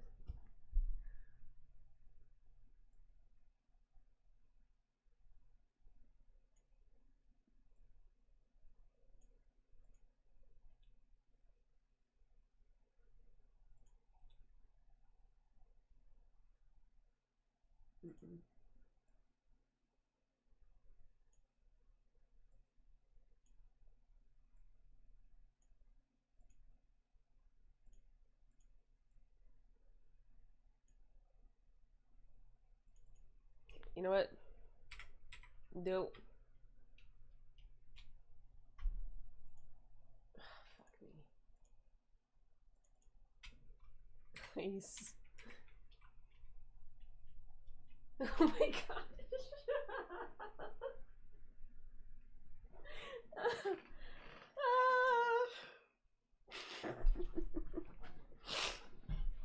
Hold on. Ice. Ice.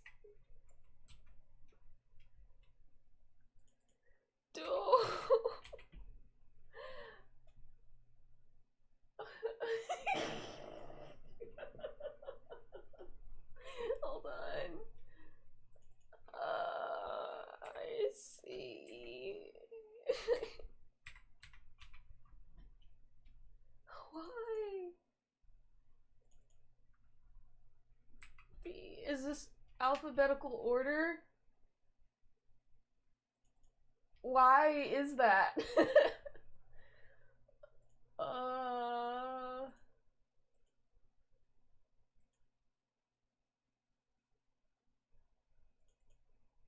Hold on. De-icing. Nuts.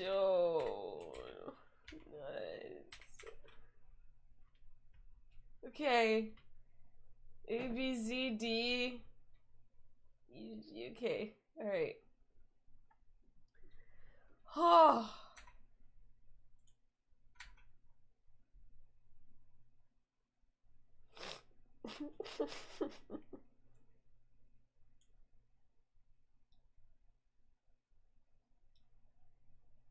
Use Alt, right?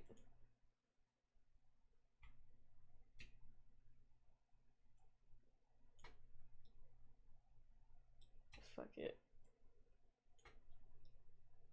Oh gosh.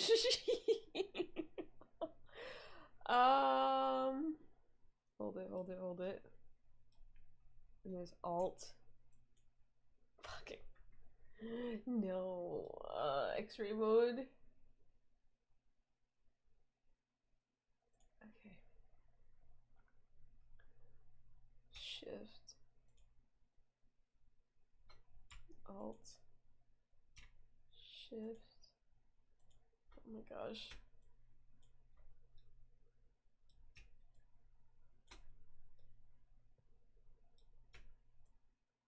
I'm doing it the long ways. Okay. X vertices. Oh! Oh! Why is there that one line? What is that about?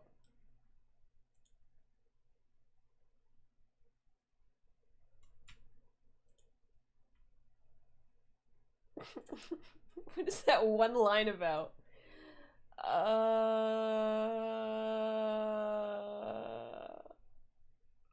Oh, there's two. No, there's one. Okay, I don't know what that's about, but okay, it's fine. Scale.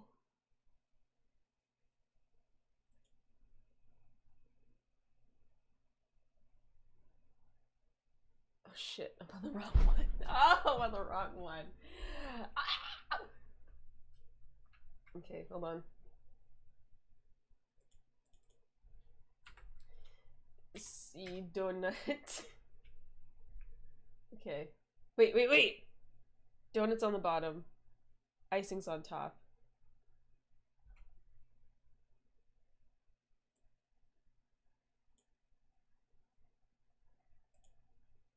Who is this? Oh shit, I got confused.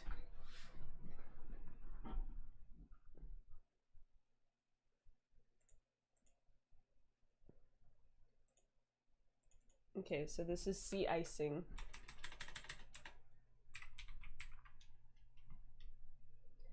And then this is Dido.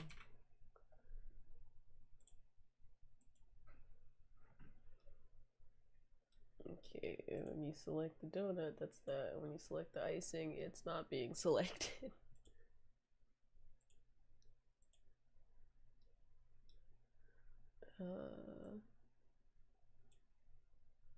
Huh? Shit. I don't want to go back. I don't want to go back.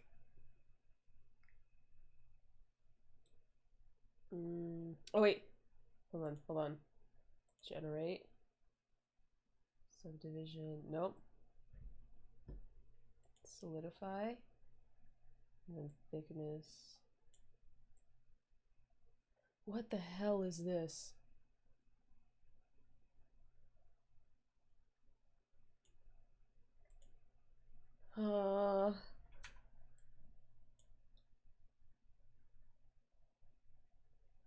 Okay.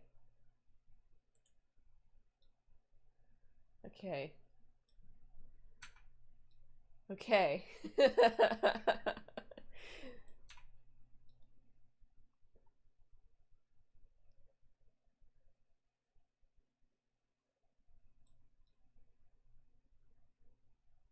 Okay. I am missing some steps. I know it.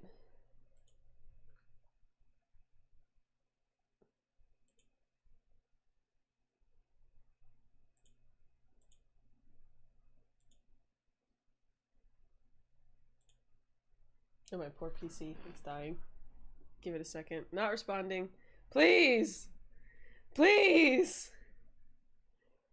Oh, don't scare me. Don't scare me.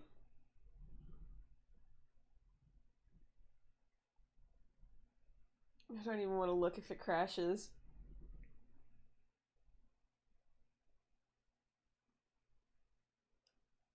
Oh, we're not responding.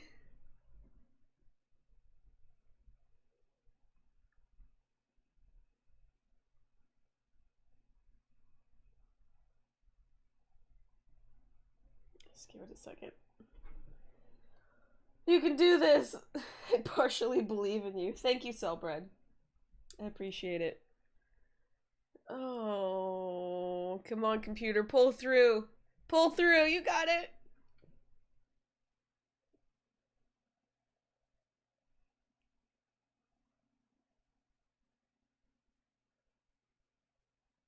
I just need to give it time to think. Oh.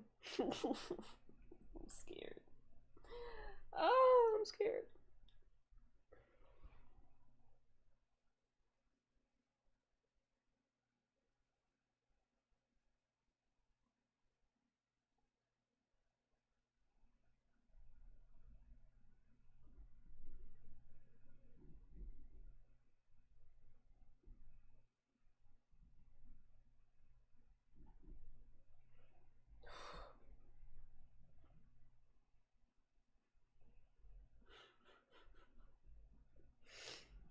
You got it, Blender. Please. Oh.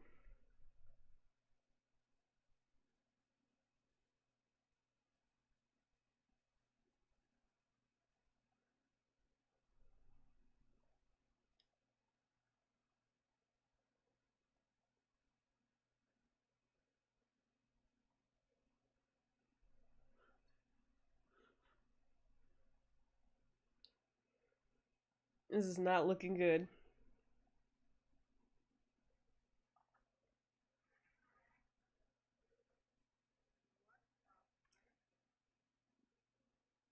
Something just flickered.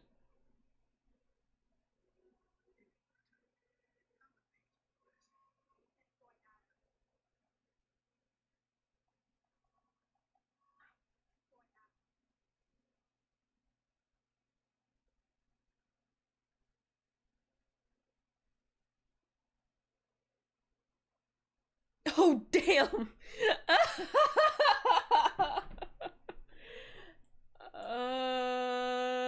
Guys? I don't think a donut's ever looked like that before. Oh gosh. Please. Oh.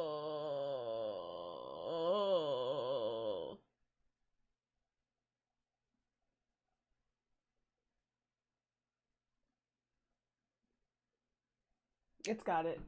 It's got it. Oh, it's telling me unsaved because I didn't. Oh.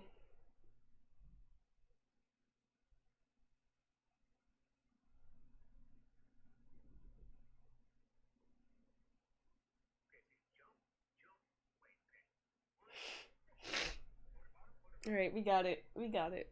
It's fine.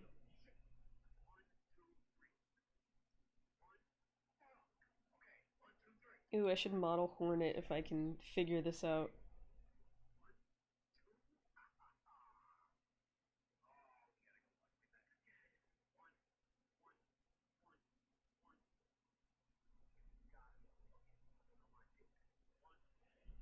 Come on, computer! Unfuck it, please! Mind you, this is what my donut is supposed to look like.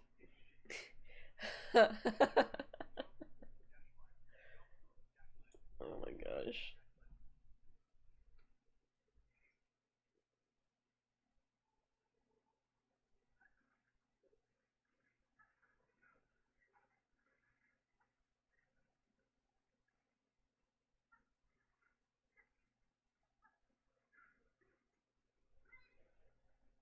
No, it's not responding even harder.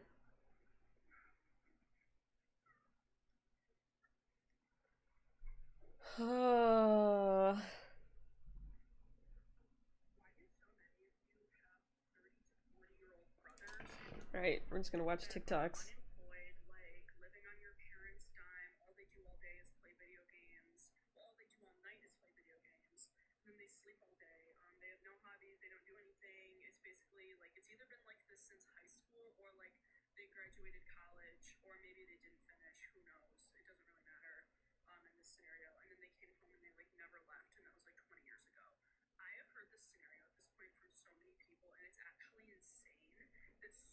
Oh gosh.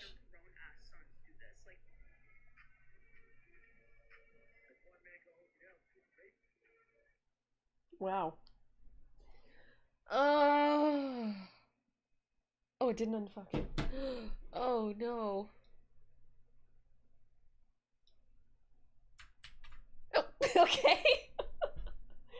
Alright, we're back. We're back. Alright. I don't know what this one line is doing, and it's scaring me. Okay. I'm not going to look back on the tutorial.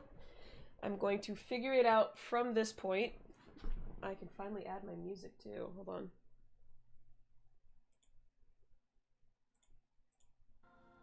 Oh! Alright, Blender. Dun dun dun. Dun dun dun.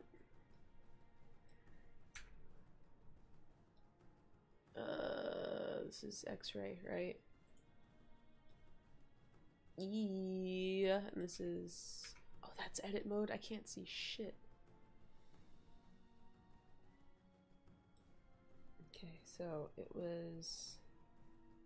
offset?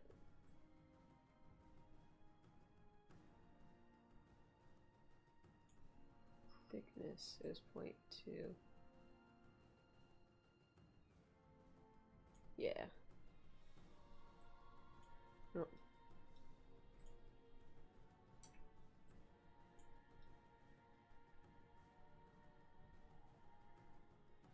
Okay.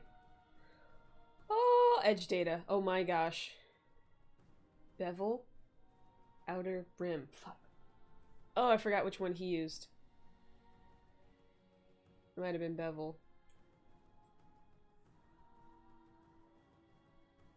Outer. We're fucking around and finding out.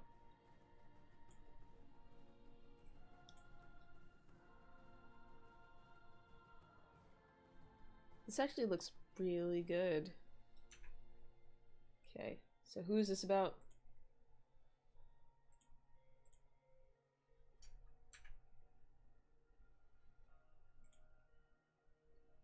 Oh.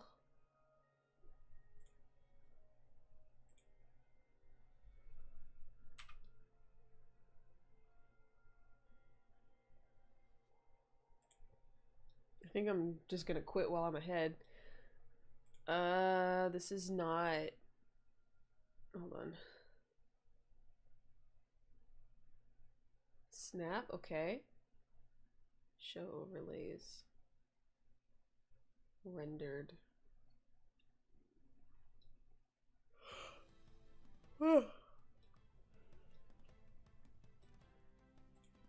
Yeah, this is not. There we go. Okay. So this plus this, and then extrude, which is E. Look at that, guys. Wait, it looks like a shadow. And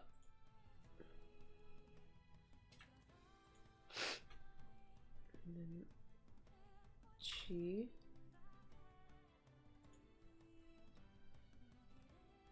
I think I'm missing.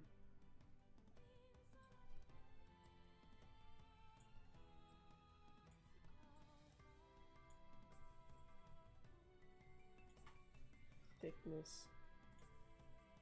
Shell rim. E.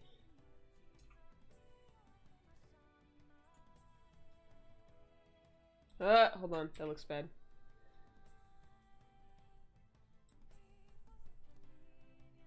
Okay, so clickety, clickety, clickety, and then E. What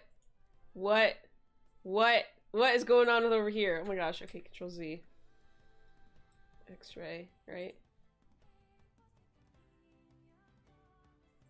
No, that's not it. There we go.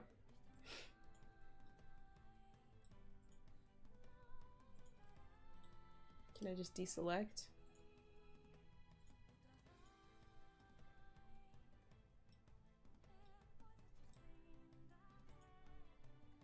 Shift.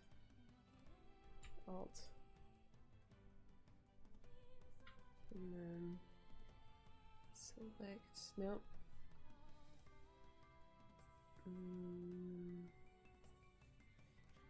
Face. Edge. Vertex mesh. Come on. Add? No. More. Select. More. And then H.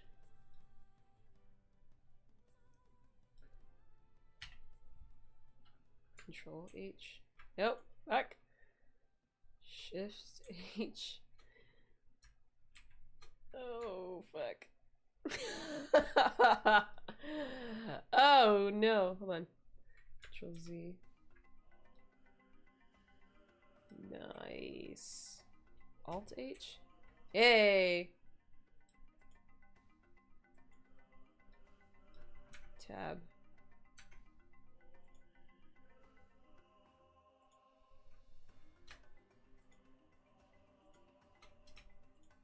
Oh, hold on.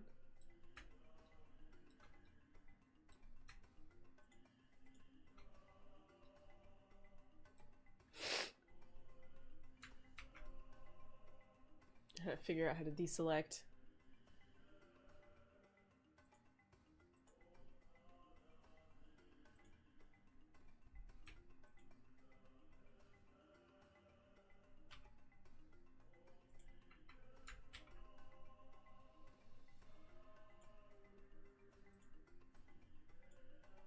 There we go. Okay. Making all Zimuni moves. Thickness, offset.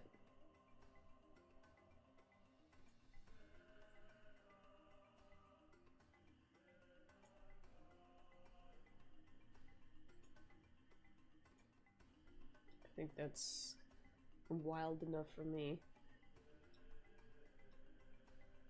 Okay, so I just need to figure out how to make that 3D.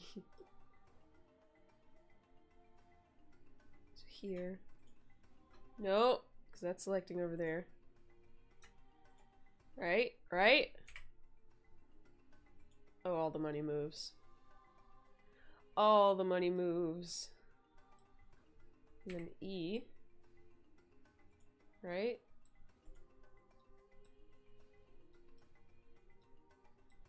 There's a light.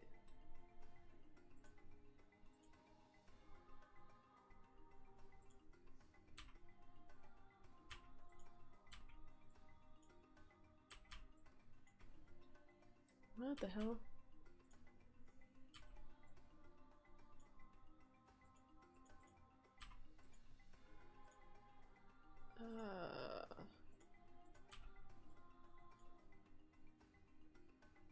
Edit mode.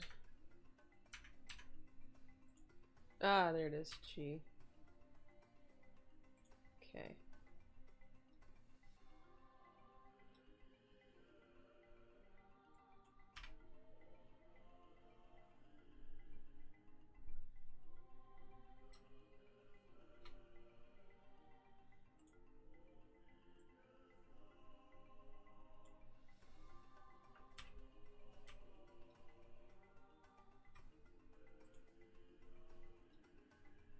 That looks good. Yeah. Okay, so edit.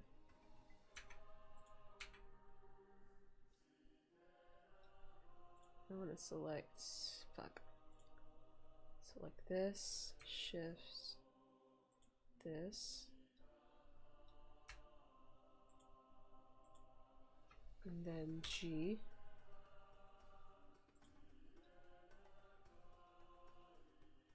Okay.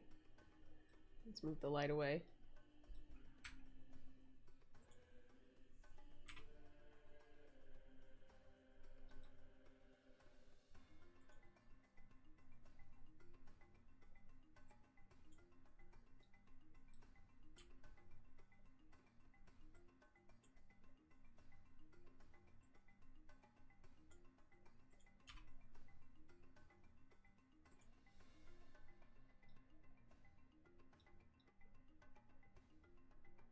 Okay.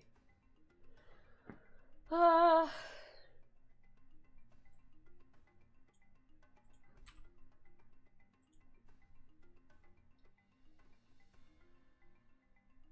Okay, I think I'm happy with this. This donut looks so much better. Ugh. Okay. All right.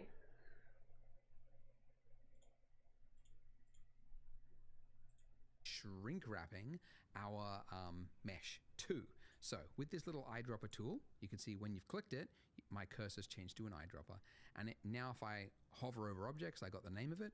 So I want to click on the object that is the donut, and now it's snapped to the donut and made it worse. Why, Andrew, would you make us do that? Remember, the order of your modifier stack matters. So the reason... So the order... How is his modifier stack named and mine isn't?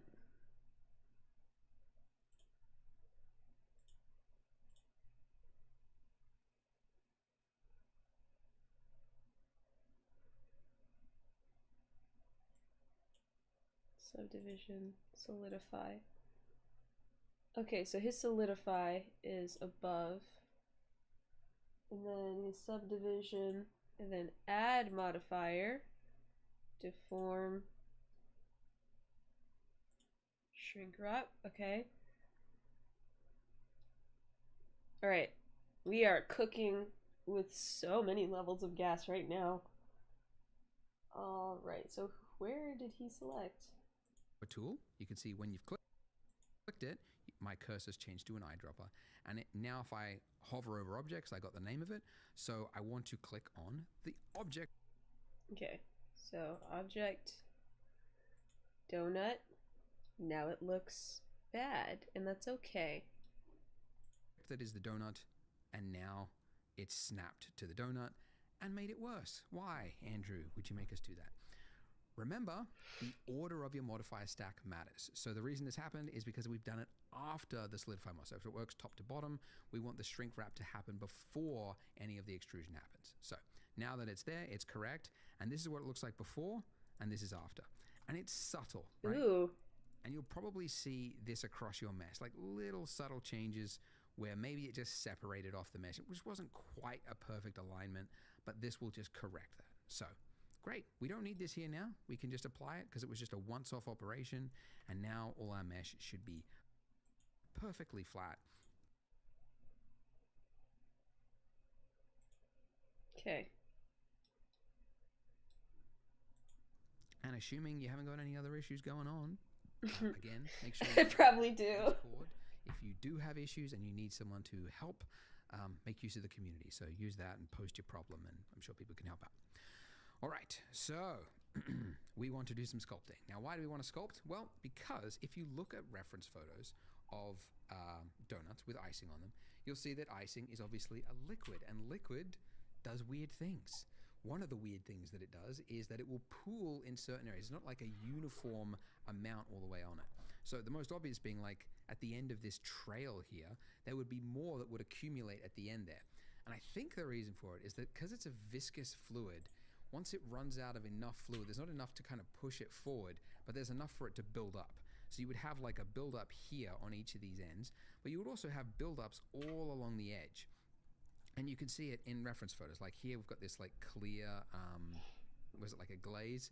And basically the areas there where it looks whiter, that's a thickened area. So we essentially want to replicate that across our donut. So we can't do that currently. Like if you go into edit mode, we don't have any mesh to work with because the extrusion, the thickened part is happening via this modifier. So we need to make the modifier real. So again, we're just going to apply it. Drop down, apply. Now in edit mode. Whoa. Apply it. Drop down. Drop down and solidify. Apply. It's already applied.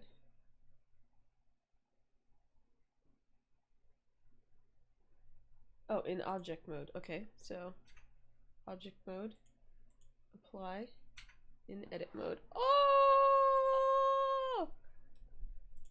Apply. Now in edit mode, we have that part of the mesh to work with.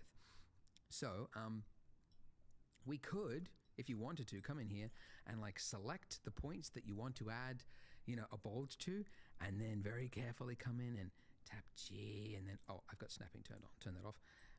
Pull this out, right?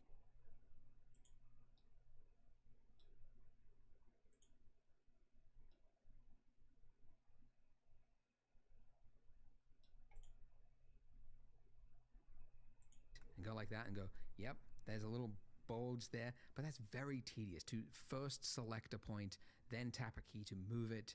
It's very tedious. So that's really like you just need to use another tool to do the job. So edit mode is one tool, and it's good for like very precise things when you need to get precise things. But for more like organic shapes, more freehand stuff, that's where sculpting comes in. So at the top here, we've just been flipping between object and edit mode, but the one underneath it is sculpt mode. So when we go into that mode, you'll see that we have on the left-hand side all of these tools that appear. And I mean, this isn't a sculpting like tutorial really, we're just really going to scratch the surface, but they do different things, different sculpting things. Like let's just use the default tool here. Can't really see much happening. Let's just turn up the strength and the size of it. Like it just pulls out that part of it. And even that quick little one stroke, imagine if you had to select each of those points and pull them out one by one. Like That's why this tool is the appropriate tool for this kind of job, right? Because it's very quickly going to enable us to add lots of complex shape. Very cool. So the tool that we're looking for is actually, it's this one, the inflate brush, which is just conveniently the I hotkey, inflate. By the way, if you want to change the size of brushes in Blender, I mean, you've got these ones here, you've also got the strength slider here, but there is a hotkey just to change the size of the brush with F. So F to change. I don't think anything is happening to my donut.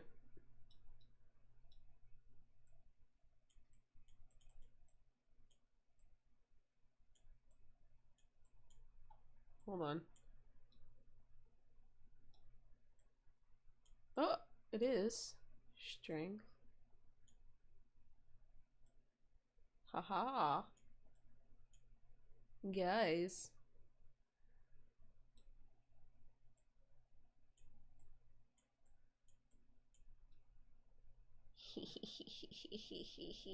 Oh my gosh, I'm learning. Size of the brush, and you just pull out with your cursor to make it bigger, and then pull in to reduce it, and then do a single left click to confirm. You can also change the strength with Shift F. So Shift F, pull out, click, and then Shift F, pull in, click. Anyways, so if I was to draw on... Wrong screen. Shift F. Shift S. Wait, what did you do on the first one? With your cursor to make it bigger, and then pull in to size of the brush, and you just pull out with... if you want to change the size of brushes in Blender, I mean, you've got these ones here, you've also got the strength slider here, but there is a hotkey just to change the size of the brush with F. So F to change the size of the brush, and you just pull out with your cursor to make it bigger, and then pull in to reduce it, and then do a single left click to confirm. You can also change the strength with Shift F. So Shift F, pull out, click, and then Shift F, pull in, click. Anyways, so if I was to draw on this, you can see that I'm inflating that edge. I could also inflate here, but you very quickly realize, like, look at that. Look at that. What is that, right? The eye is going to see that. It's a pro tip. Your eye is like, if you're going low res, don't go low res for things that are round, because your eye is very quickly going to spot low poly things. Actually, just last night I was playing Spider-Man, the Miles Morales one, and what is happening? This coffee cup that was on a table, and then you walk, and it looks fine, like as a background asset, but then part of it, the mission, you had to go up and read something on the table, and you had to get what's happening? A coffee cup, and it was... Oh, wait.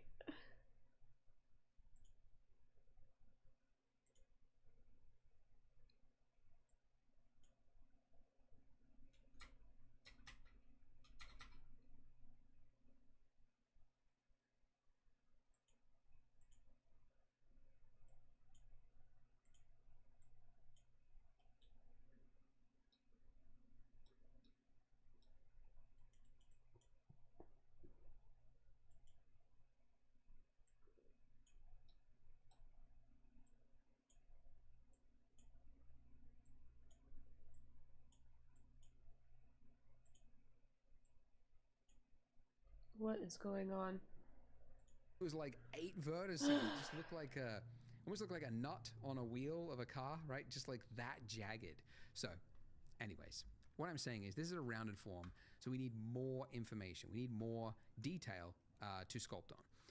The reason this is jagged, and the reason there's not enough detail here, is that just even though we have a subsurf modifier, a subdivision modifier, it's applying it after we do the sculpt mode. So when you're in sculpt mode, it's still just using your raw mesh here, and then it does this as a secondary step. So if we want to sculpt into this detail, we need to apply this.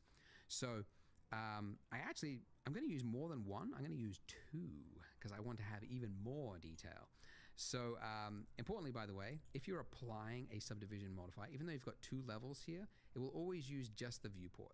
So your render amount here could be whatever, but when you hit apply, it's just going to apply whatever is in the viewport. So I'm going to go 2 levels and hit apply. Now look at this. Whoo. Hold on. Tab. This is in edit mode 2. Apply. And then in sculpt mode, apply. And then, oh damn, okay. Damn, that's what he meant. We have 16 times the detail because we had level 1, which would be 4x, a 4x multiply, and then 4x of 4x, 16. So we have 16 times the vertices to play with. So now when we go into sculpt mode, look at it now. When we sculpt, look at that. So much more room to work with and much more fun. So now that I'm in that state, okay, it's not inflating it anymore.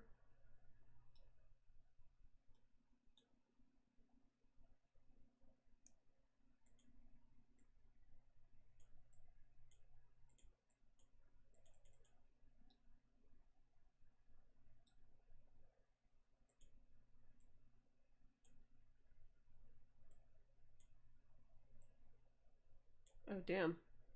Oh damn. Just do little circles with this brush on each of these points here. And the reason I'm doing like little circles like this is that by default,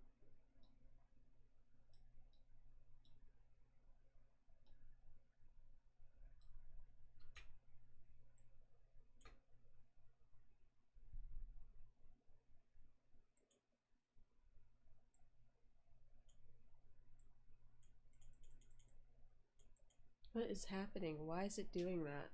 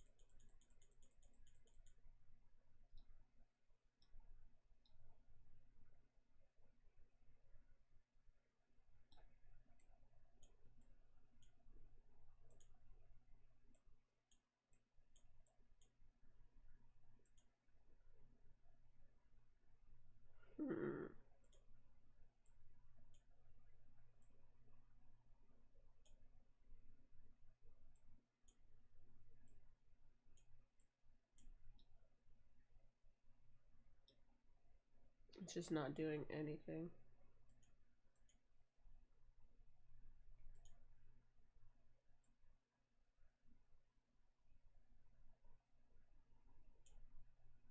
Oh, hold on. Ah.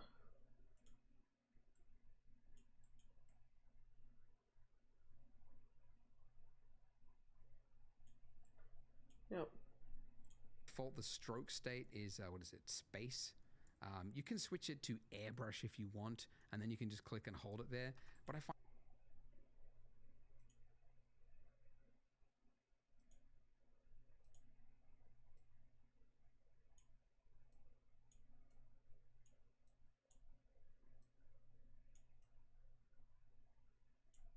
Yeah, it's just not doing this anymore. What the hell? Oh. Oh, damn.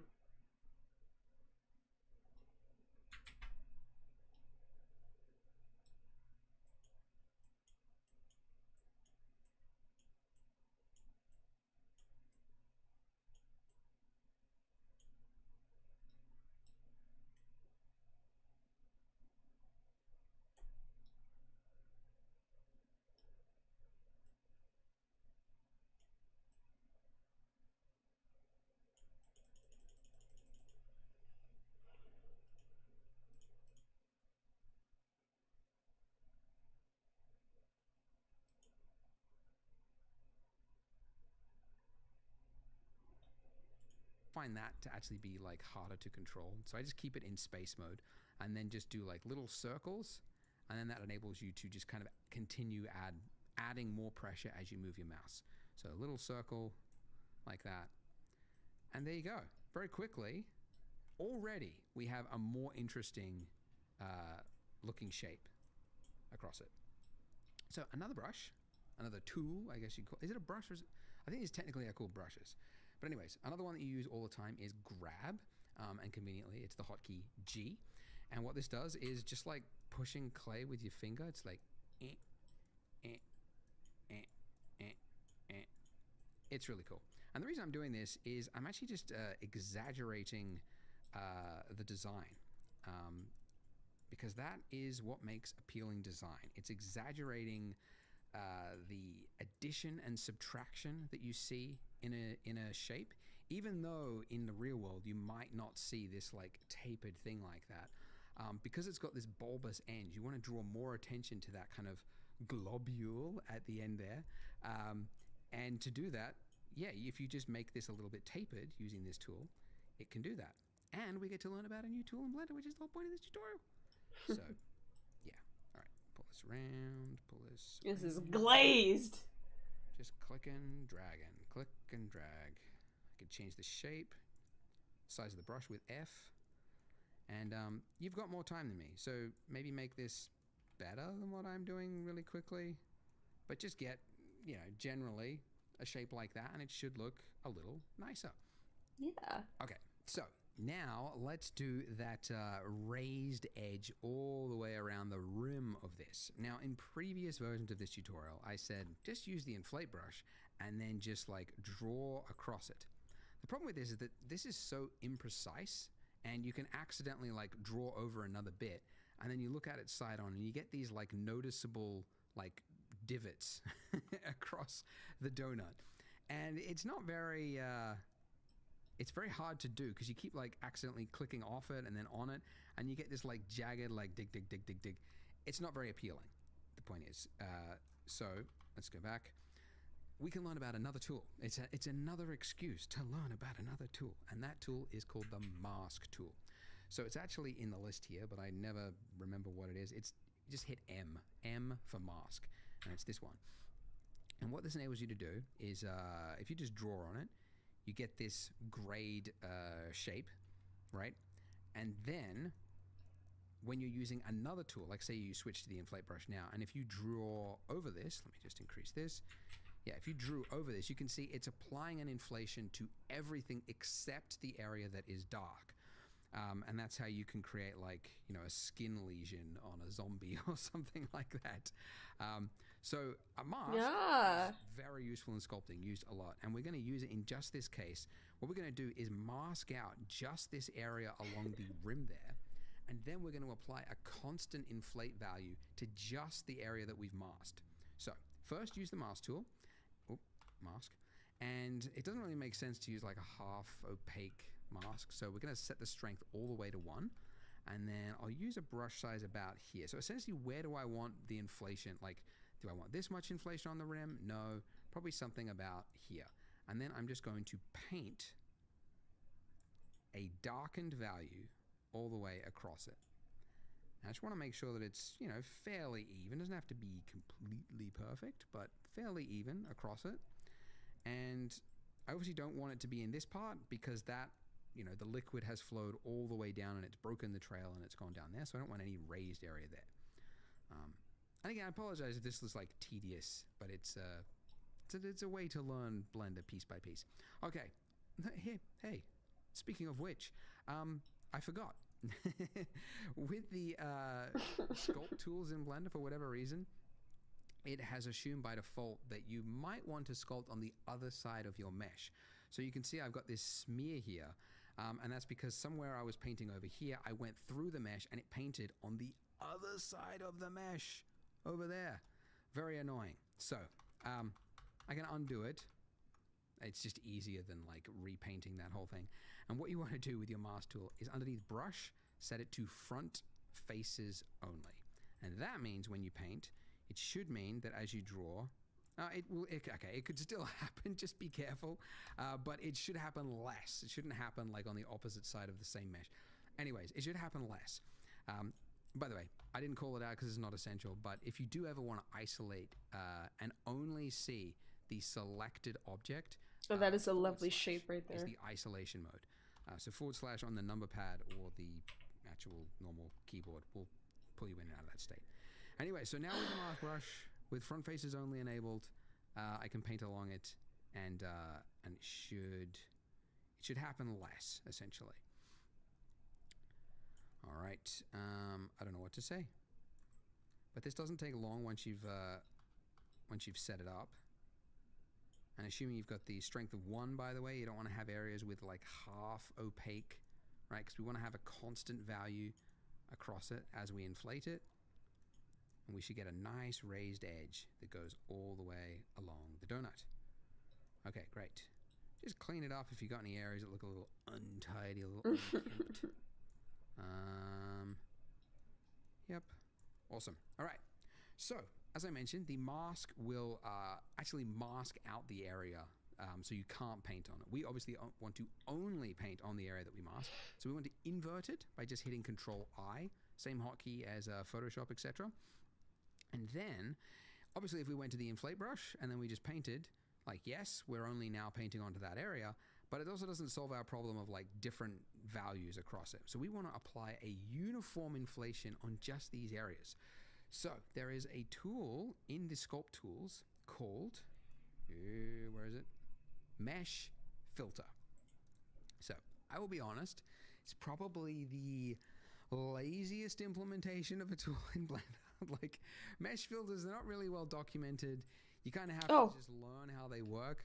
But unlike all these other brushes here, the way this one works is it's applying a uniform value to the entire mesh. So it doesn't actually matter where you click on the mesh, it's going to apply it. And it's applying what is in the filter types listed here.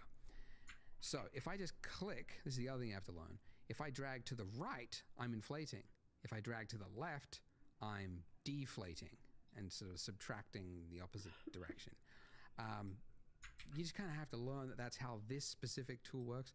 My theory is, by the way, to go on a rant, ZBrush's user experience and interface is so arcane, so badly hodgepodge together from ideas over the last 2 decades. They never had any thought in the process. They just lumped it all in there. And Blender's sculpting tools competes with that. So they're like, hey, yeah, the filter tools, yeah, they're not the easiest to understand, but at least we're not ZBrush. That's my theory. It's my working theory I'm going with. But anyways, point is now that we're in this, you could see we're applying a uniform value to everything. Hooray for us. I might also, I'm going to set the strength of this to 0.1, and that just means that as I move the cursor, it's applying less of a value for the movement, so I can use smaller movements. The other thing though is this is a little like, it almost looks, if we go into object mode, it looks like a tube almost around the edge of it. It's not very nice. It basically, the edge that we've got here is too hard, so we can smooth out that edge by using mask, smooth mask. Okay. Now, if we use the inflate, just to the right a little bit, I'm just going to go with that. Let's go object mode and see how that looks. That's pretty good. I might actually go just a little bit more, just exaggerate it slightly more. There we go. Great. So, yeah, that's roughly it. Now, there's a little bit of artifacting there because the way the mask works is it's kind of that feathering thing. It's not very exact, and it's kind of got some values in between it. So we can smooth that out in sculpt mode by, first of all, just clearing the mask and then using the smooth tool. By default, it's too high, so just turn it down. And I'm just going to smooth that edge, and that'll just sort of clear up some of this artifacting. It's a little too high. For whatever reason, the smooth tool, which also you can access at any point when you're in sculpt mode just by holding down shift, and it'll temporarily invoke the smooth tool, and it'll use the value that is on the smooth tool. So you'll be in this mode, and then you hold down shift, and it'll actually not use this value, but the value that's on the smooth tool. Again, ZBrush is the competitor, so some things are a little weird here.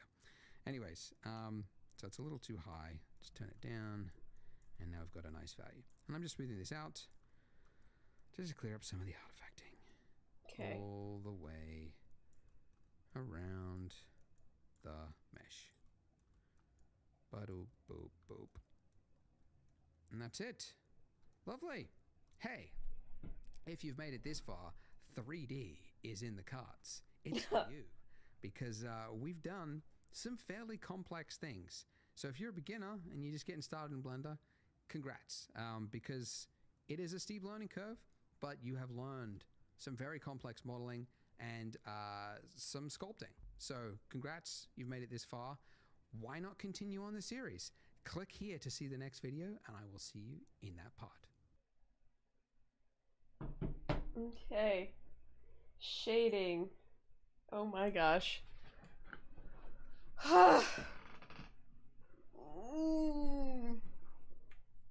Low key, I kind of just want to sculpt. I will come back to this. Hold on. Also, I just want to play a game like real bad. Save as. Okay. First donuts. Yeah.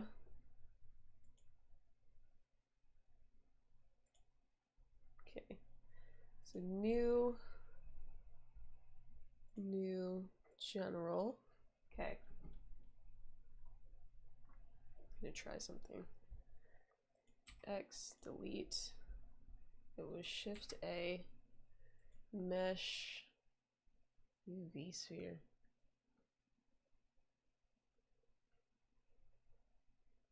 Circle. Where's the circle, honey?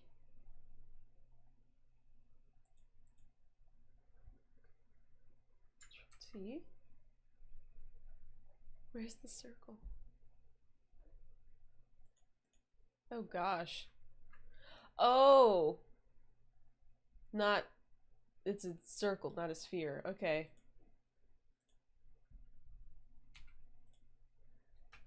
A mesh. Hey, there we go. Okay. Shift A mesh. Nope, shit. A mesh cone. And then this is rotate.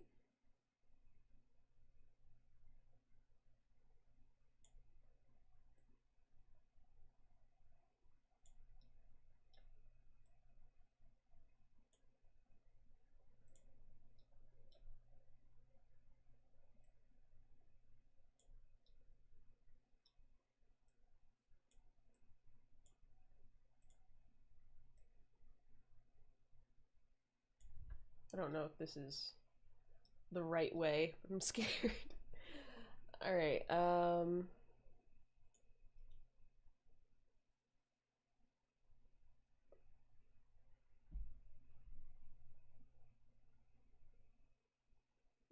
want to merge them.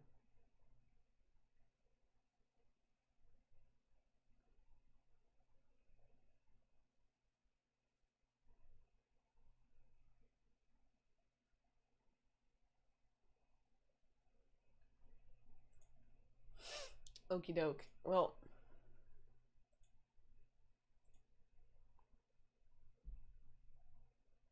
gosh, this is scary. Ehehehe.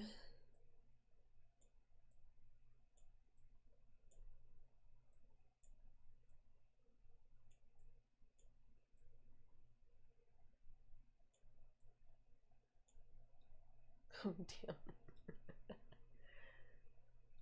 All right. Let's see. Let's see. Damn, there's no way to merge.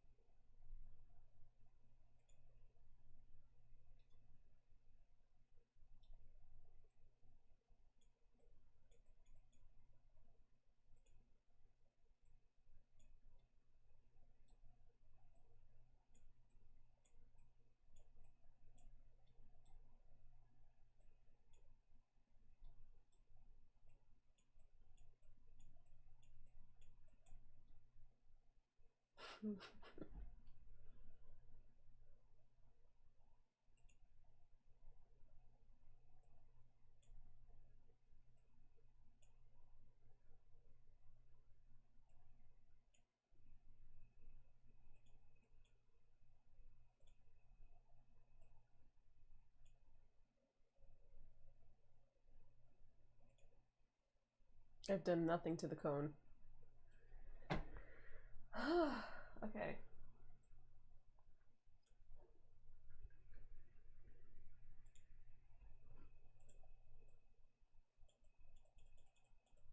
What is happening?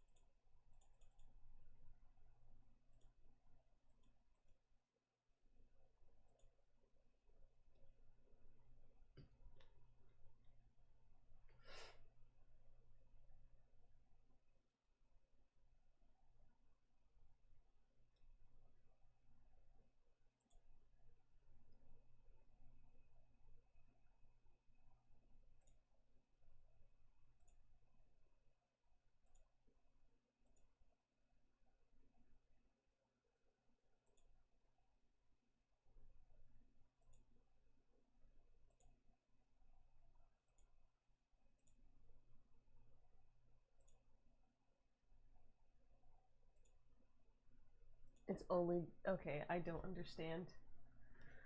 Uh.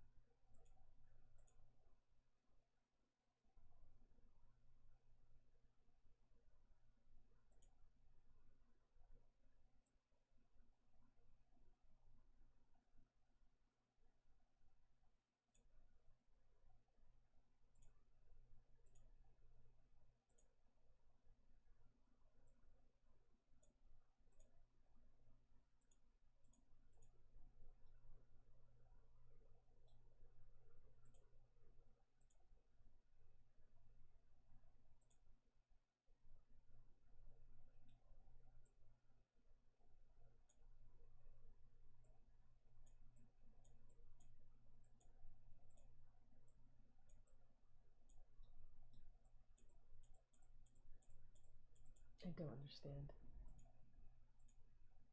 Huh.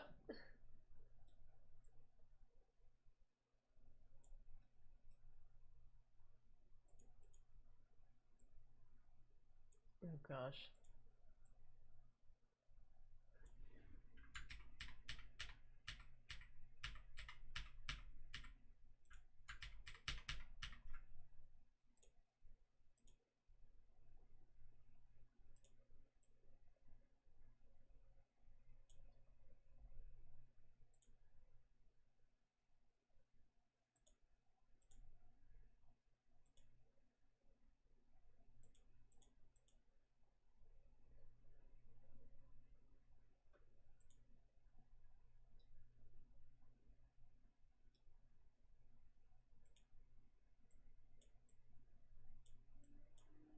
Oh, my PC just crashed. No, we're alive. We're alive. Yeah, no, I think my PC is genuinely dying. I guess. Oh.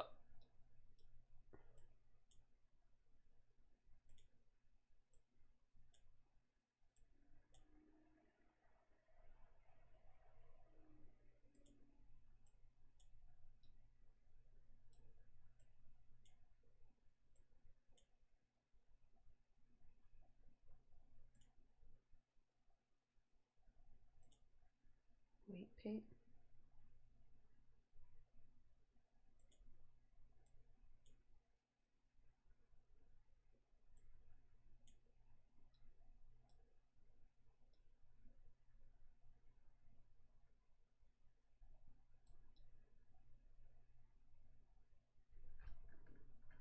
Huh.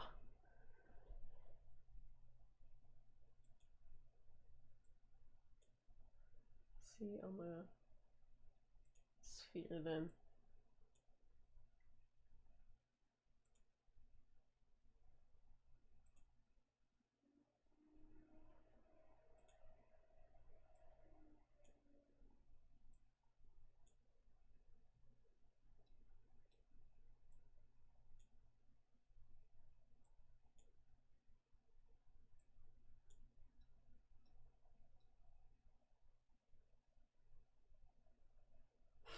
I don't know what's happening. Alright, object mode.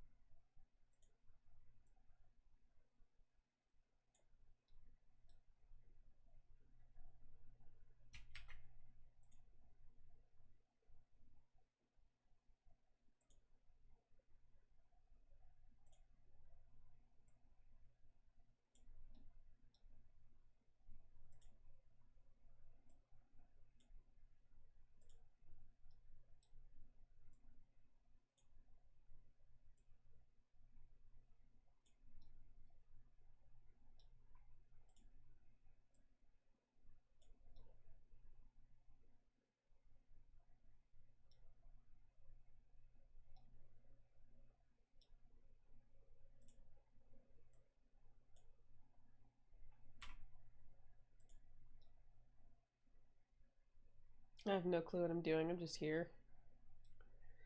As you can see.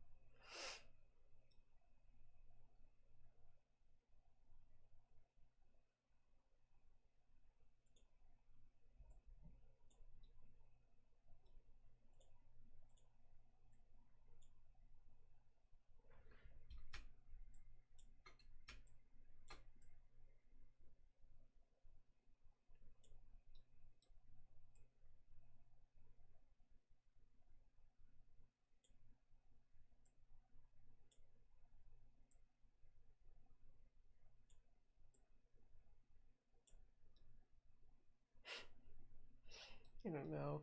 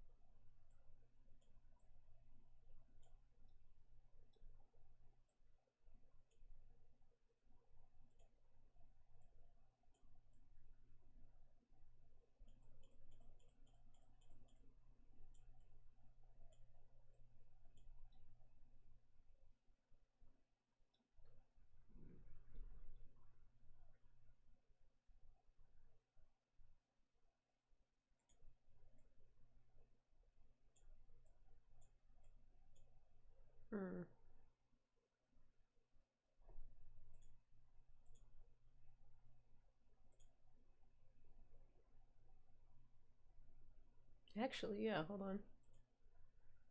Object mode.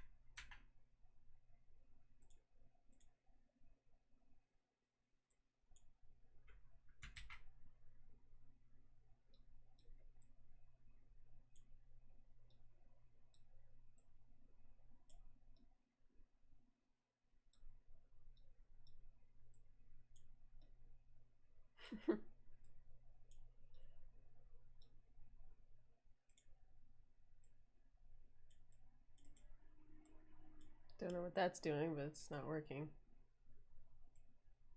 Oop. That's actually cool. Oh. I don't know. Okay. Put this away.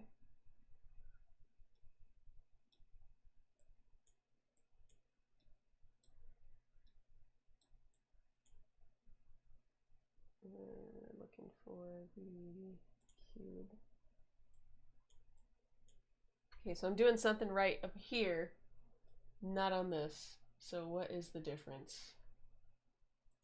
Sphere. There's that. And the cube.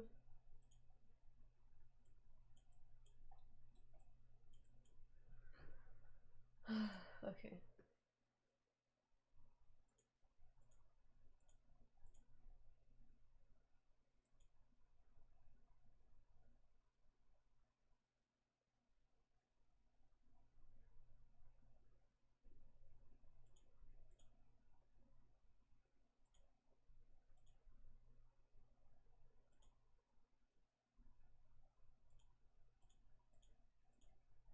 This is on my head.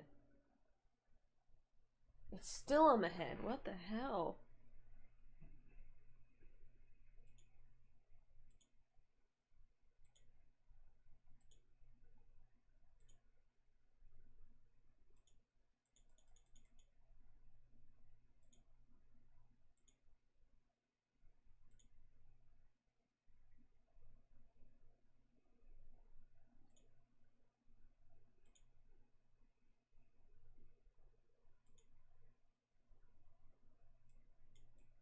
There we go. Hold on.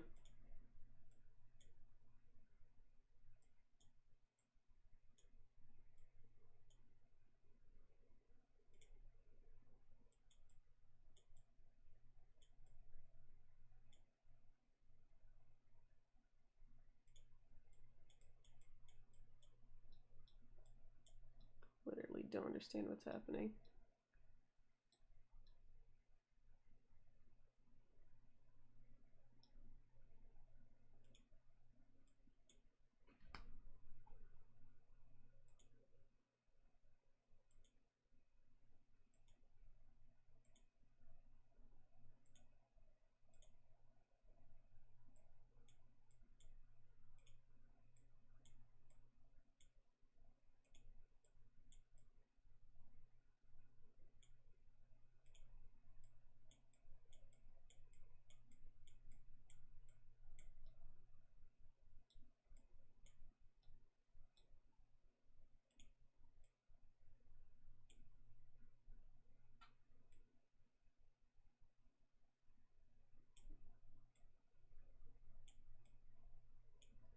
Hmm.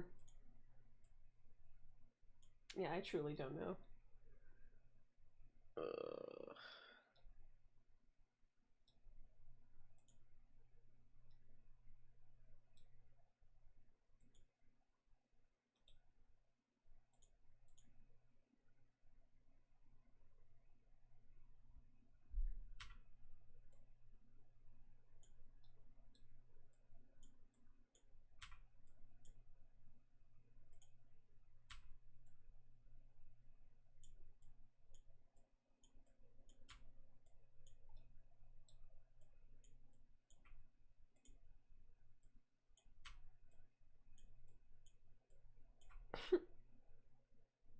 He looks like a turtle.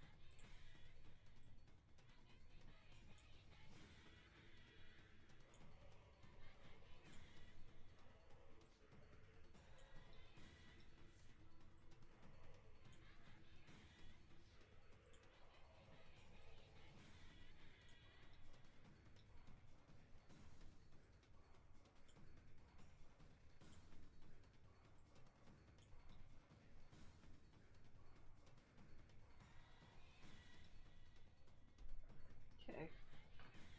What have I stumbled upon? Craziness. But I'm learning.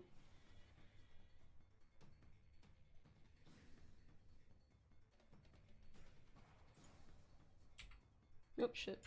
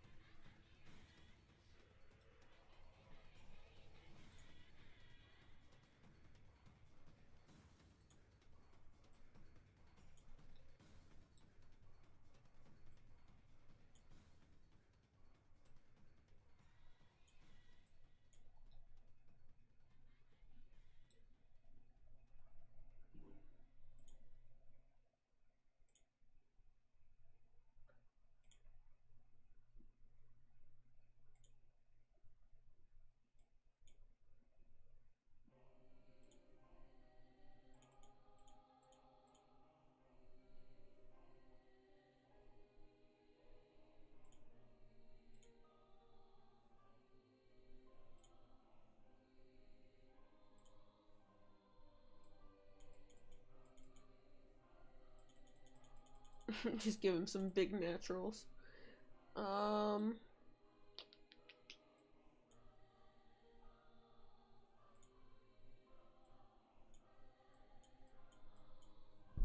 don't know what's happening.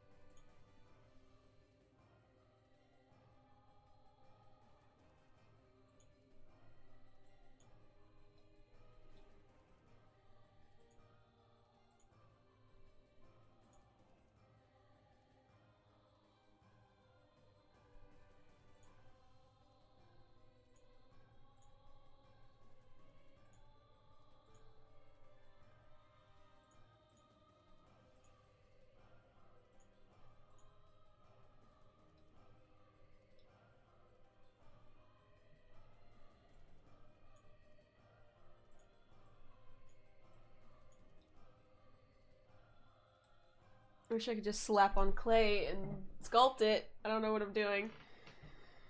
Ugh.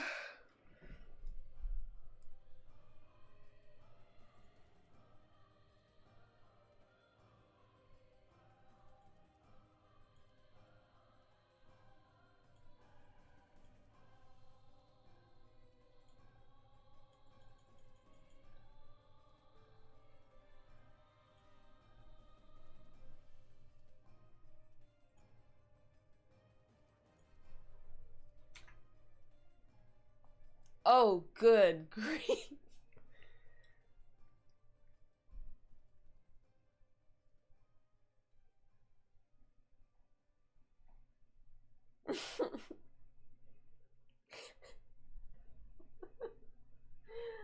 Oh! Hold on, I want to make a TikTok.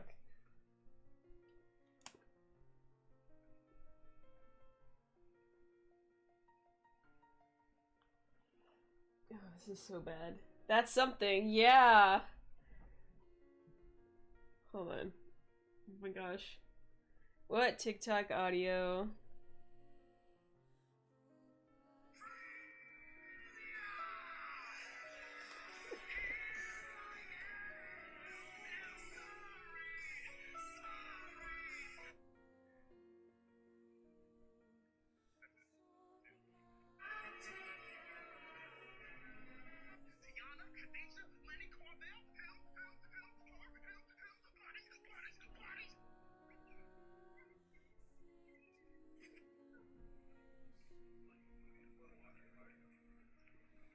Hold on, making a TikTok.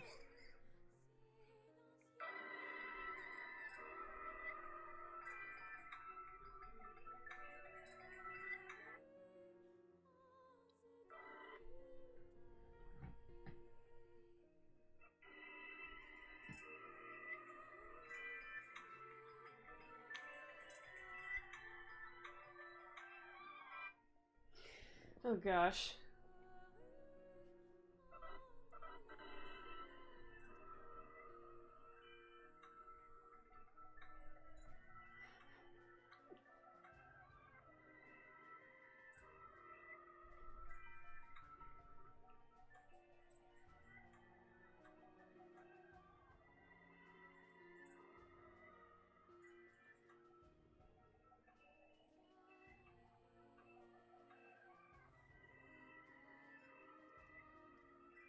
This is so bad.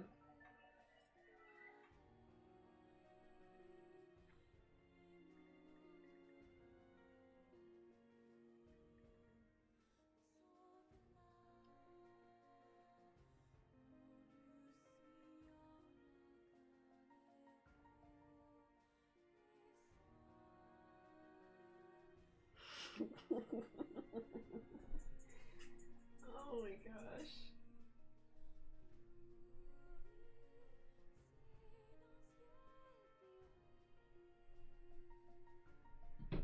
Que terrible. Alright. Damn! That's a lot. I look, you forgot how to get rid of that.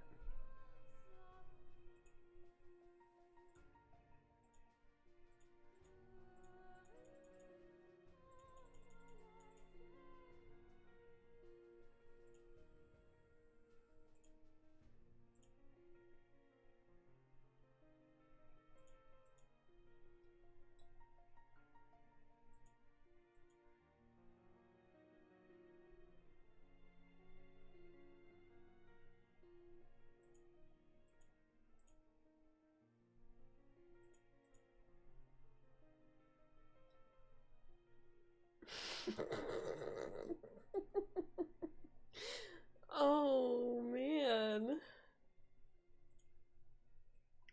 What the hell happened? My horns. Okay.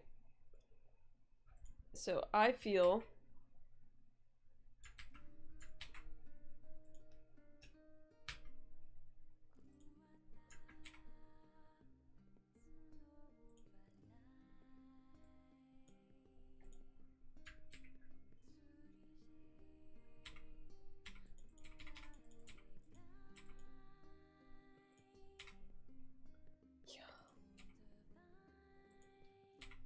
okay.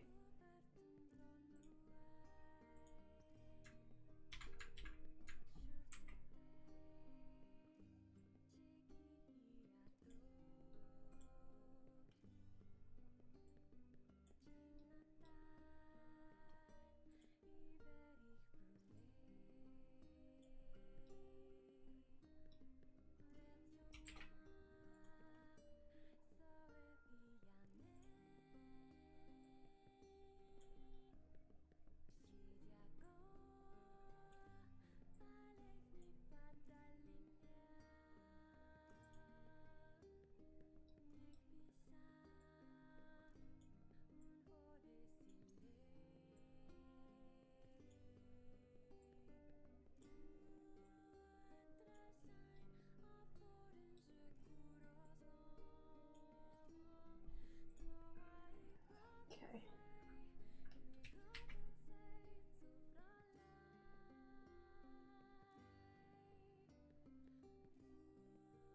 Oh, wait. Hold on. Maybe I'm not dumb.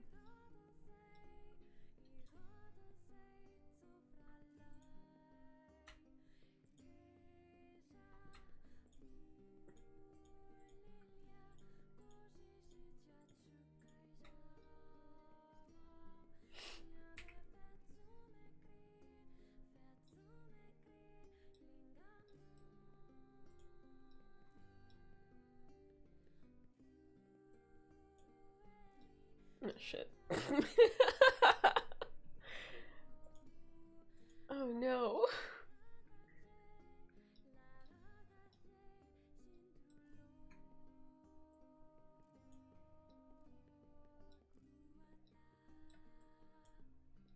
Golly.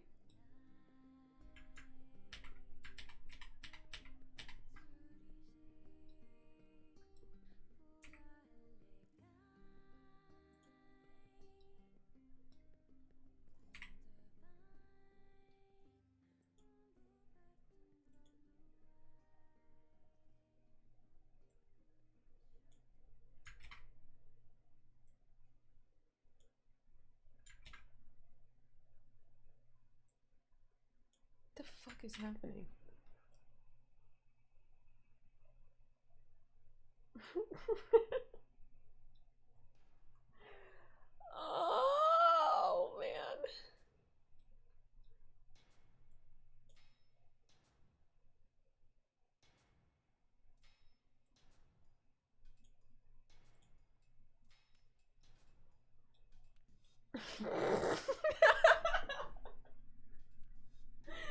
Alright. Alright, guys. I'm just gonna go draw. I don't want to remember that. Oh, damn.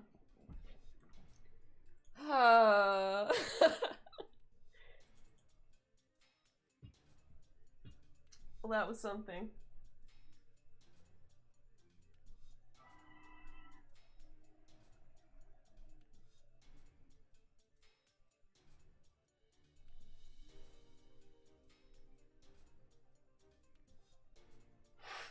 Oh, my stash. You guys saw it. Oh no. What am I doing? Okay. Yeah. So I want to do 4,000. No, I want to do 8,000 by 4,000. Because I don't know why. Alright, I want to go get cookies. I'll be back. Ooh. Just go look at the screen. Ow! My legs. They hurt. Ah! I'm bumping into stuff.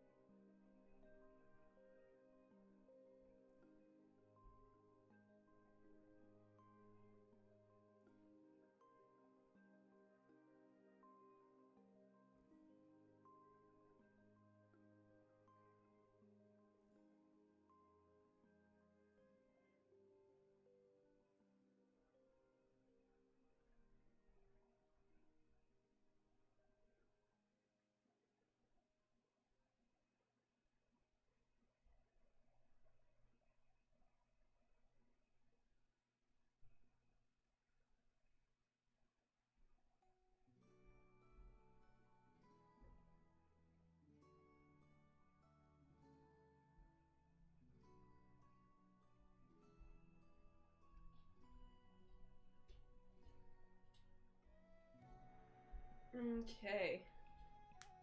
Alright, do I even feel like drawing right now? I just kind of want to play games. Oh, I've been live for 3 hours already.